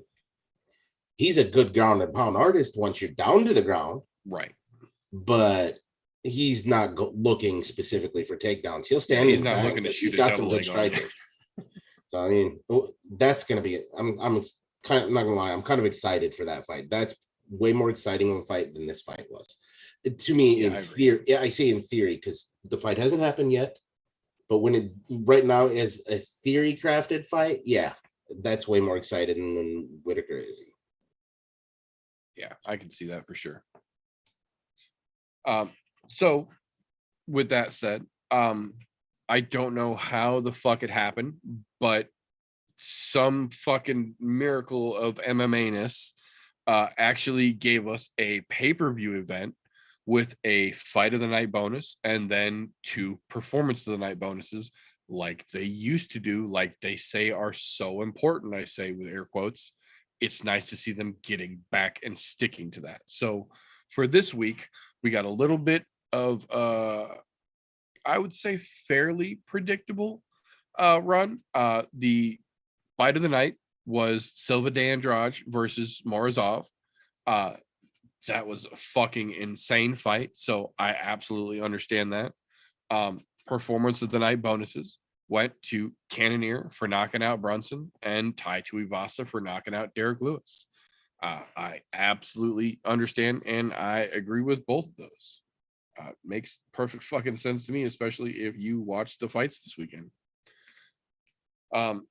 Now, the tricky thing is that we did also get the medical suspensions from the Houston Athletic Commission. And much like every fucking time we go to Houston, we had ridiculous judging and we've got ridiculous medical suspensions. So much like Vegas, they did not go into much detail or put much thought into these suspensions. We literally have 4 categories here. We have the suspended until February 28th category. We have the suspended until March 15th, or suspended until February 28th, suspended until March 15th, and then suspended until April 14th. So the vast majority, almost the entire card, is on the suspended until February 28th. With the exception of, I think, 6 guys who are on the March 15th list. And then there is one person on the April 14th suspension list, that being Derek Lewis himself. And then there were 2 suspensions that make abso-fucking-lutely no sense whatsoever. Both Marcelo Rojo and Maxim Grishin, who won his fight, by the way, both of them were suspended indefinitely by the Houston Commission. And the Houston Commission, unlike Las Vegas, does not release the information as to why or what needs to be done to get them cleared. Just you're suspended indefinitely because fuck you. So that fucking ridiculousness aside, I'm going to jump into the news and recent events. I know we are running a little late here, so I am going to try and kick this one down and crunch these out real quick. Take a drink real quick, and we will micro machines this shit.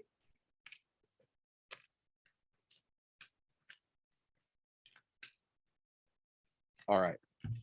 News in a hurry.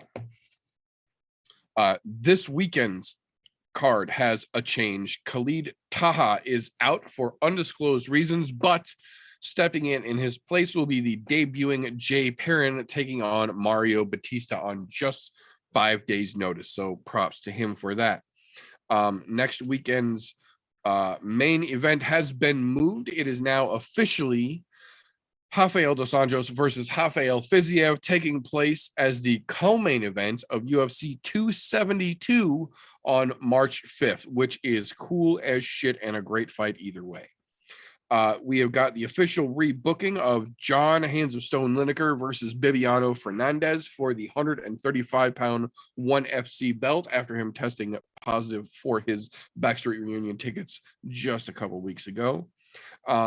Impa Kasanganay is getting back into the octagon for his first post-UFC fight, stepping in on Eagle FC 46, taking place March 11th against the gentleman no one knows.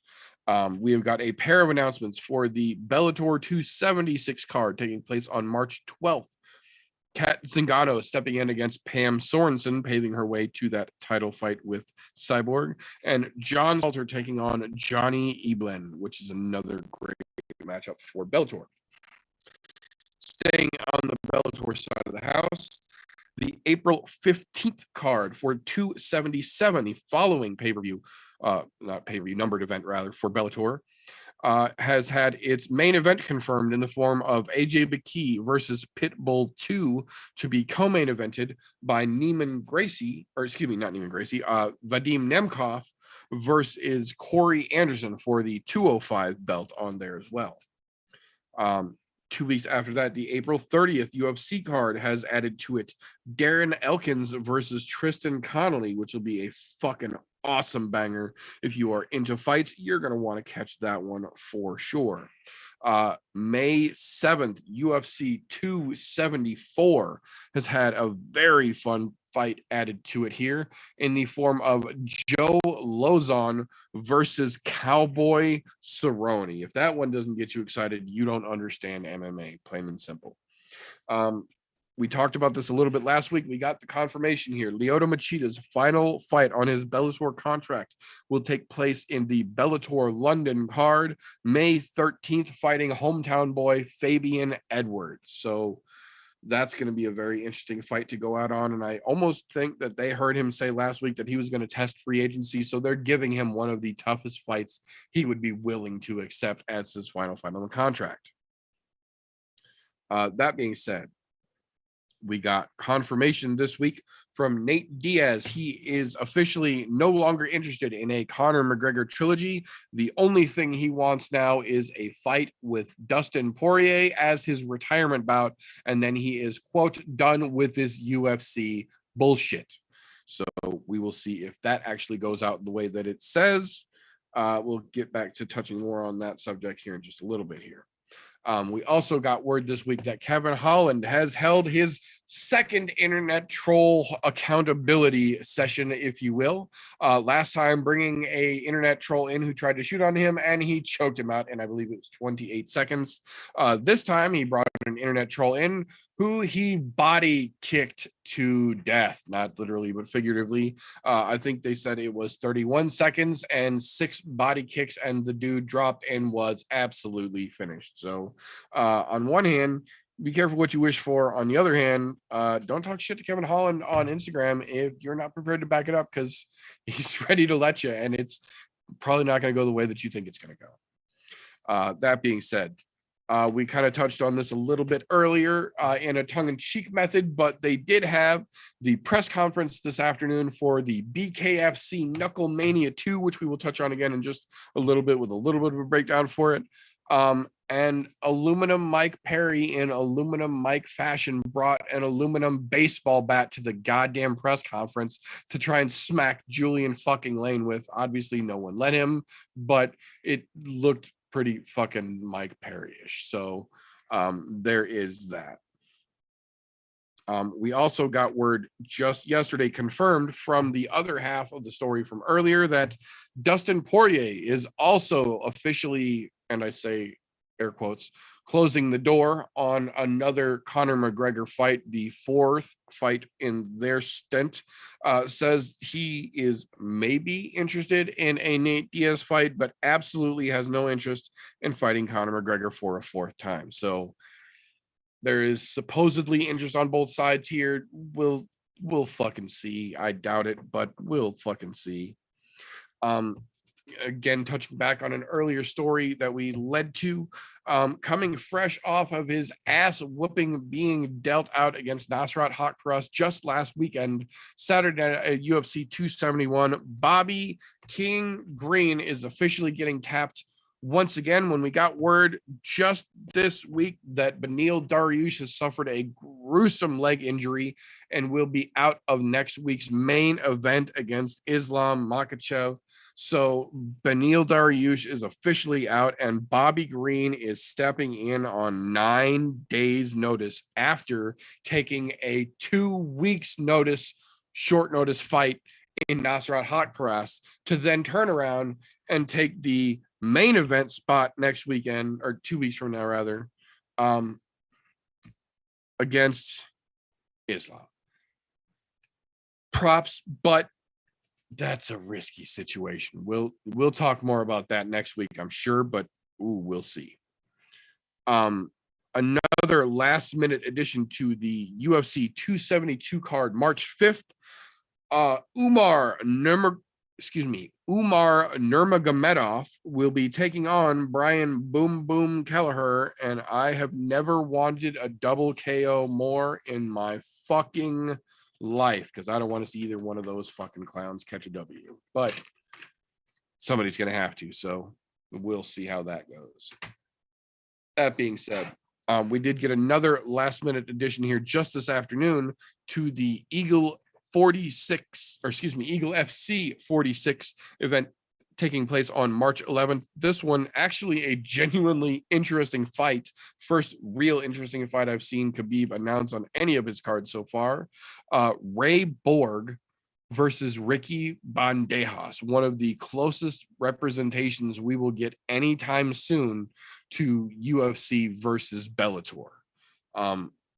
That I think is actually a pretty goddamn good fight on paper all the way across the board. And as is the case, seems to be the theme of the fucking season. As some of you know, I blew my fucking knee out, completely blew my ACL, tore the MCL, and fucked up my meniscus, as well as fractured both bones in the joint. It is not good. It is angry. We are trying to heal, though. But apparently I am not the only one having leg problems, because we got confirmation this week that Jimmy Crute is officially on the IR list for the next year, prospectively, about to undergo a complete knee reconstruction. And then we got word this afternoon that Warley Alvarez is also out for the next 10 to 12 months, as he has to have a complete ACL repair operation. So 'tis the season for not good knees, apparently. I don't feel as alone, but I also understand how much this sucks. That being said, speaking of things that suck, the last little piece of news I have here, sadly, is a grave one. We have gotten word this week that Extreme Couture head coach Tim Lane was officially found dead in the mountains outside town, almost exactly like other Extreme Couture head coach Robert Follis just a couple years prior. So definitely fucking thoughts go out to Eric Nixick and the guys over at Extreme Couture. That is some heavy shit to have to deal with. That being said, that is all we've got for news this evening, and I'm assuming that's all golf he's got, because he had to step out for just a moment here. So we do have a small plethora. I kind of alluded to it in the name of the episode here. If you saw that, you should kind of understand. We technically have fights this weekend, but like we joked about earlier, not a one of the 3 major cards taking place this weekend is a good card from top to bottom. Collectively, all 3 of them would make a great card with all of the good fights on them. So I want to give you a quick little rundown here. We're starting with the first one taking place Saturday, starting at 6 p.m. Eastern, 5 p.m. Central Time. UFC. It's been a long fucking day. Starting at 6 p.m. Eastern, 5 p.m. Central Standard Saturday evening will be Bellator 274, Gracie versus Storley. Neiman Gracie taking on Logan Storley is a fucking spectacular main event, in my opinion here. Andre Korshkov versus Chance Recountror. For the co-main event, not great, not the worst. Honestly, Giorgio Karkarian versus Adam Piccolotti for the People's Co-Main is probably the best fight on that card, in my opinion. I don't think there was anything on the prelims. Really exciting. Quick rundown just to make sure. No. Okay, so that'll get you kicked off on Saturday because, Bellator, for some reason, wanted to compete with everyone else. And if you don't understand what I mean by that, kicking off at 8 p.m. Eastern, 7 p.m. Central Time on Saturday night is BKFC Knuckle Mania 2. Now, again, this is not a great event all the way around, but there are several interesting fights that will be taking place on it here. The first one, Battle of the OnlyFan Gals, Jade Mason Wong versus Christine Bisons. One of the few MMA guys who legitimately has brag-worthy boxing, Gustavo Trujillo, who we saw in the Triller event, just absolutely do fucking genuine work here, taking on Stephen Townsend. That'll be an interesting fight. Francesco Ricci coming in to shut the fuck up on Jake Bostich, hopefully. One of the biggest fights on the card, Britton Hart and Christine Ferreira fighting for the women's 125-pound belt. Finally, that one promises to be very fucking interesting.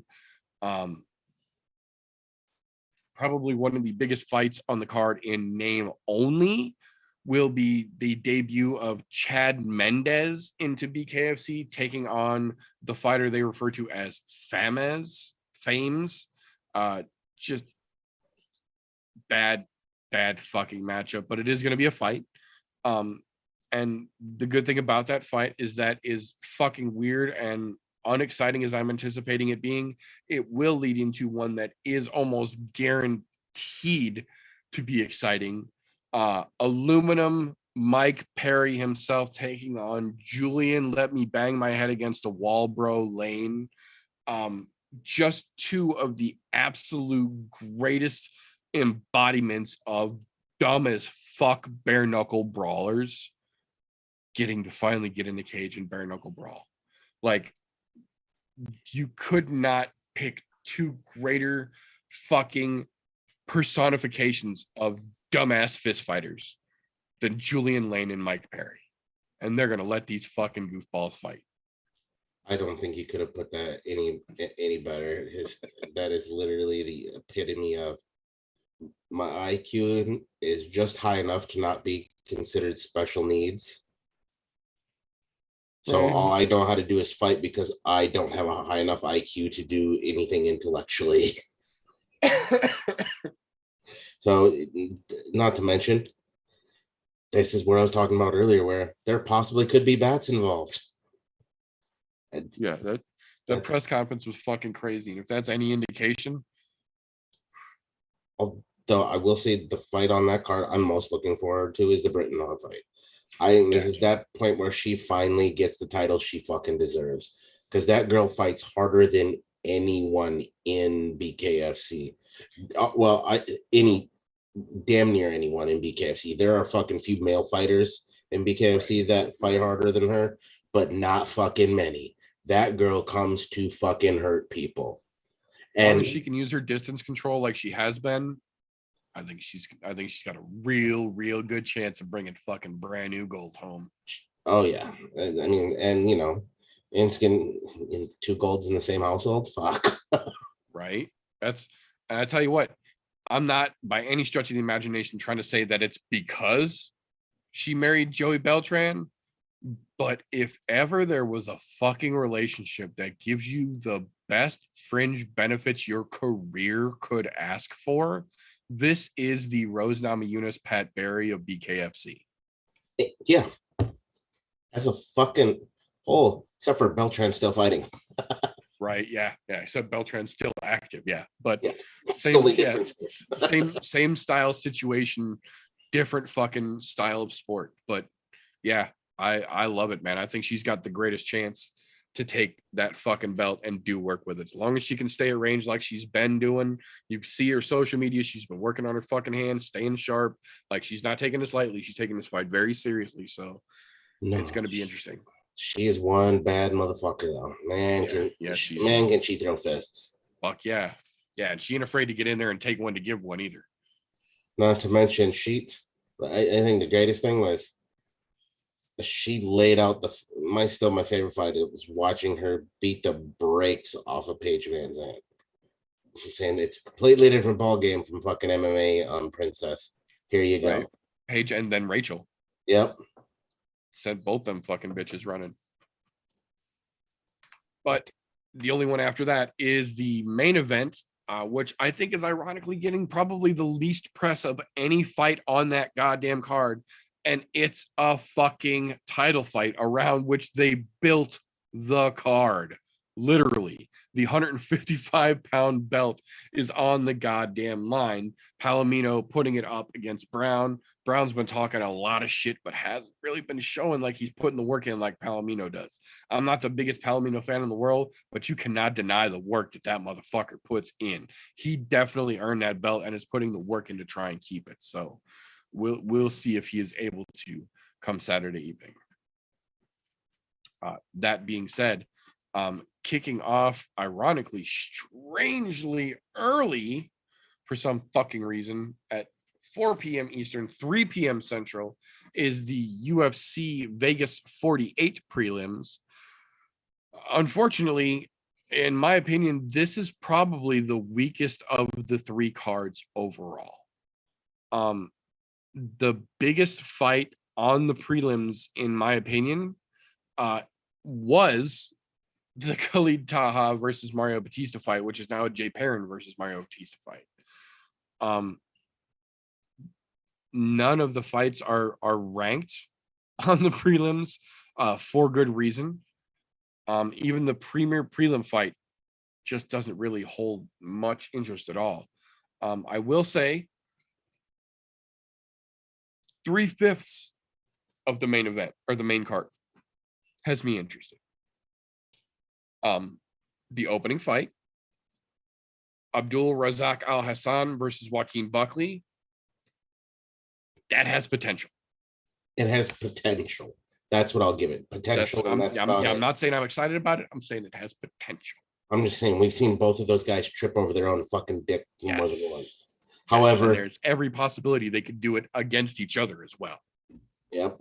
Although they've also been known to show some wild fucking highlights, and they could also show that against one another too. So I mean, it's why I say slight potential, and I say slight because I don't want to hype it up to the point of you should watch this fight, because to be honest, I can't guarantee anything out of that one. I agree as well.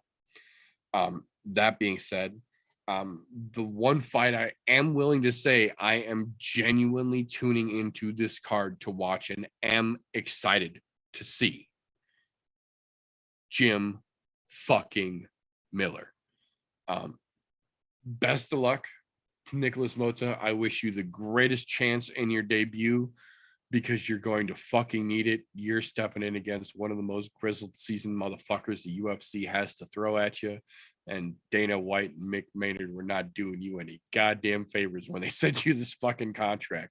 They knew Nick was going to tear. Jim was going to take this fucking fight. This was a matter of Nick being willing to make his debut against a bad motherfucker or sit on the shelf for a while longer and wait for them to find him a good fight. Credit to Nicholas Mota. He was like, fuck it. Here's my John Hancock. Let's do the damn thing. I don't think it's going to end well for him, but I admire his tenacity. Yeah, and that's a rough fucking first entry, especially coming in off of the Contender Series. Dude, you're used to fighting fucking pizza delivery guys, and now you got to fight Jim fucking Miller with a chip on his shoulder. Yeah, that's a scary dude. Look, and for those of you who follow Jim Miller's social medias, don't think that because he posts a lot of shit about being a family man or fucking talking about his cookbook and shit, that motherfucker ain't taking this seriously. Because he takes every one of these seriously. There's a reason why he's been around the UFC as long as he has. And that's a tall task for a fucking new guy. It really is. You're literally asking him to climb Mount Everest with nothing but a pair of fucking hiking shoes and some shorts. Not even a t-shirt at this point. Yeah, pretty much. Yeah, that's a tall order. Best of luck to him. I don't think he gets it done. That's what I said. Really fucked up is I admire your tenacity, but I don't think he got much of a chance. what I don't understand is how in the fucking world do the Vegas odds makers still have Nicholas as the favorite right now? Yeah, I How? saw that. That look, that's like saying let's put 2 and 2 together and come up with porta potty full of shit. That's literally the answer they gave. I have a funny feeling that's based off of the lack of knowledge of what to think about Nicholas Mota in Vegas. I have a feeling tomorrow when they do the weigh-ins and then the face-offs and people see, oh shit, this dude's in way over his fucking head, those Vegas odds might start to teeter a little bit in the other direction. And it's just weird to see that even from the get-go, there's something fucking wrong there. I mean, don't get me wrong. Right now is the time to bet on Jim Miller. That's what Put I'm that saying. money down. Yeah. Yeah. If you got to spare $10, now's the time to throw that motherfucker on DraftKings or whatever your fucking betting choice is. Yeah, and that's where you're gonna make it. So yeah. Definitely worth a watch there. Yep. That being said, though, the only other fight on this card that I'm genuinely even the slightest bit interested in is the main event.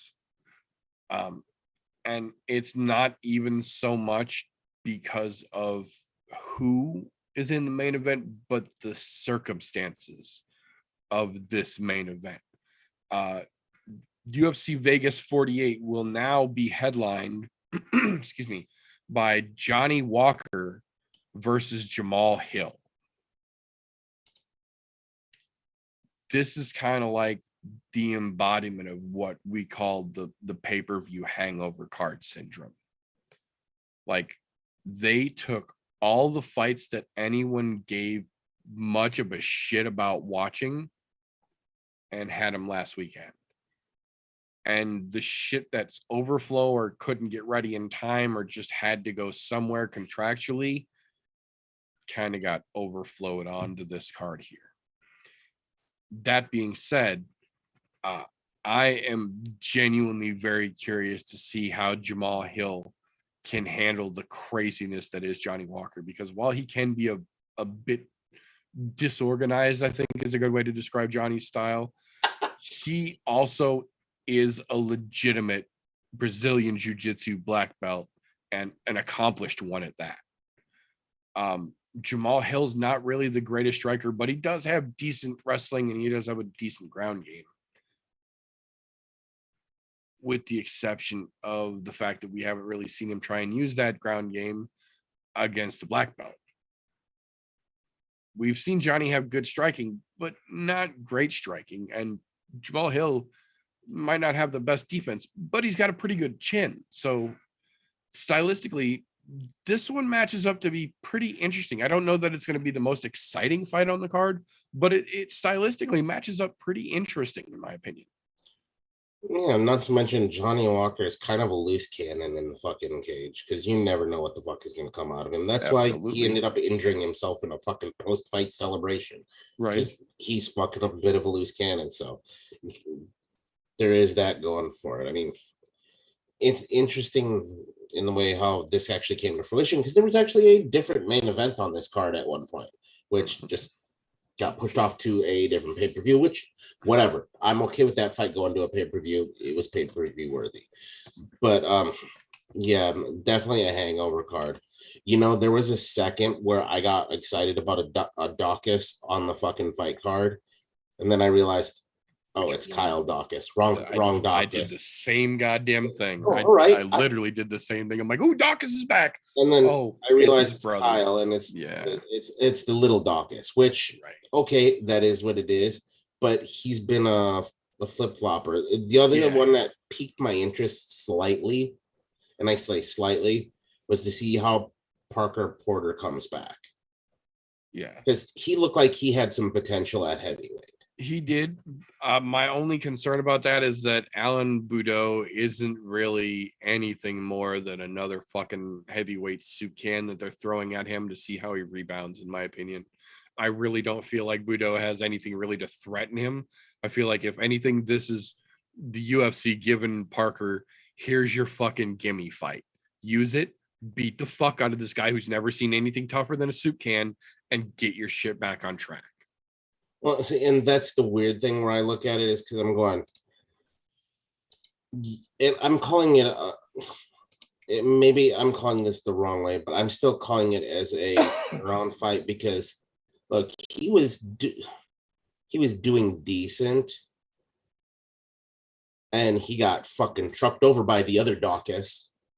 Right. Then his last two fights that he's had were against a fucking relatively unknown Parisian, and then he beat up Sherman as Sherman looked like he was gonna start and turn in the corner.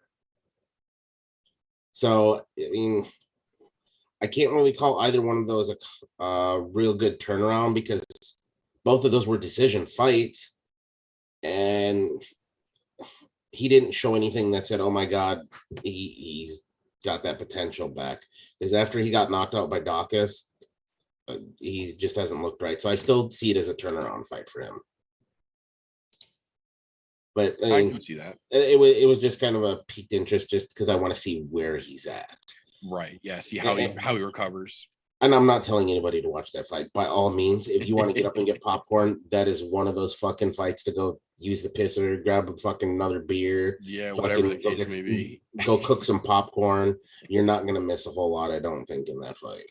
Unless you're somebody who is legitimately into mixed martial arts and you're kind of a diehard, then watch it. But otherwise, no. I know I'll watch it just because I want to see how Porter is evolved a bit. Right. I mean, granted, like I said, Alan, not the greatest guy in the world to be fucking making that judgment against, but you can always tell. You can tell by the give way. You an idea, I think. Yeah. It'll give you an idea on where they're at.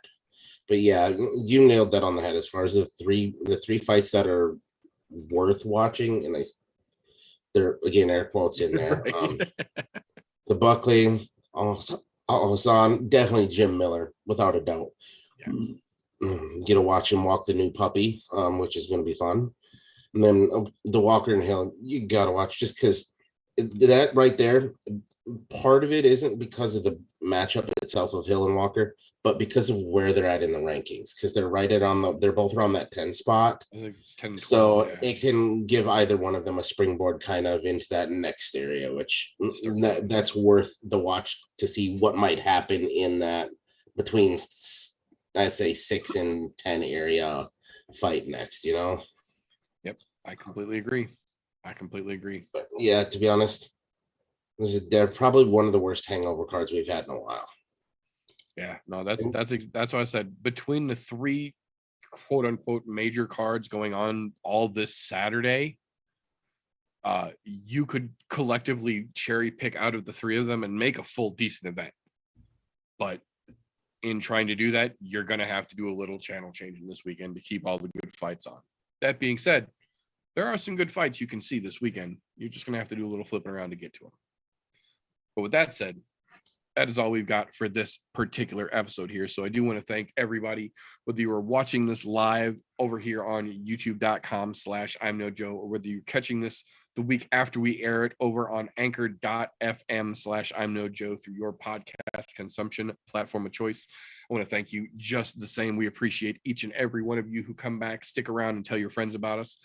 That being said, if you do like what we do around here, hit that thumbs up. Make sure you are subscribed and your notification bell on whatever site you are consuming this is hit so you don't miss an episode of this. And if you are watching this on YouTube, YouTube doesn't give a shit about thumbs up or thumbs down anymore. All YouTube cares about is watching more videos. So if you like what we do, watch some more videos. We don't mind the thumbs up. But on that same token, if you don't like what we're doing, first off, what the fuck are you doing this deep into the podcast? You can give us the thumbs down. We won't dispute that. And then you can fuck off. that being said, if you do want to support what we get up to around here, the best way to do it is patreon.com/I'mNoJoe.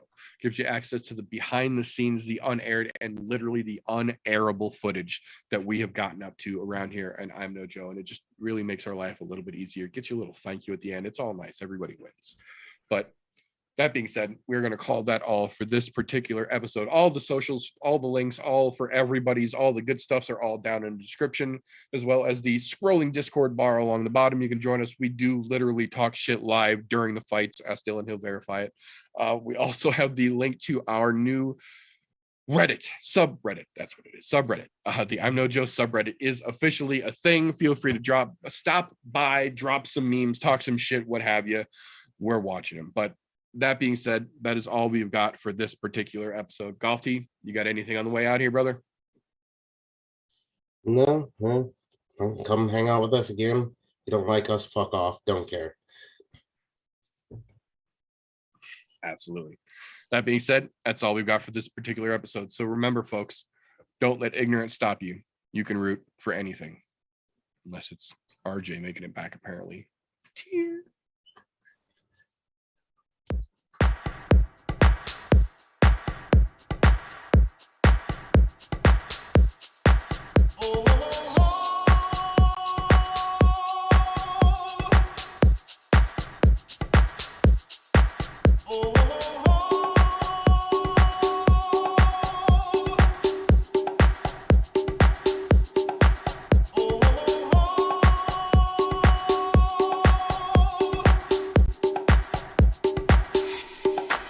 Everybody was kung fu fighting. Those kicks were fast as lightning. In fact, it was a little bit frightening.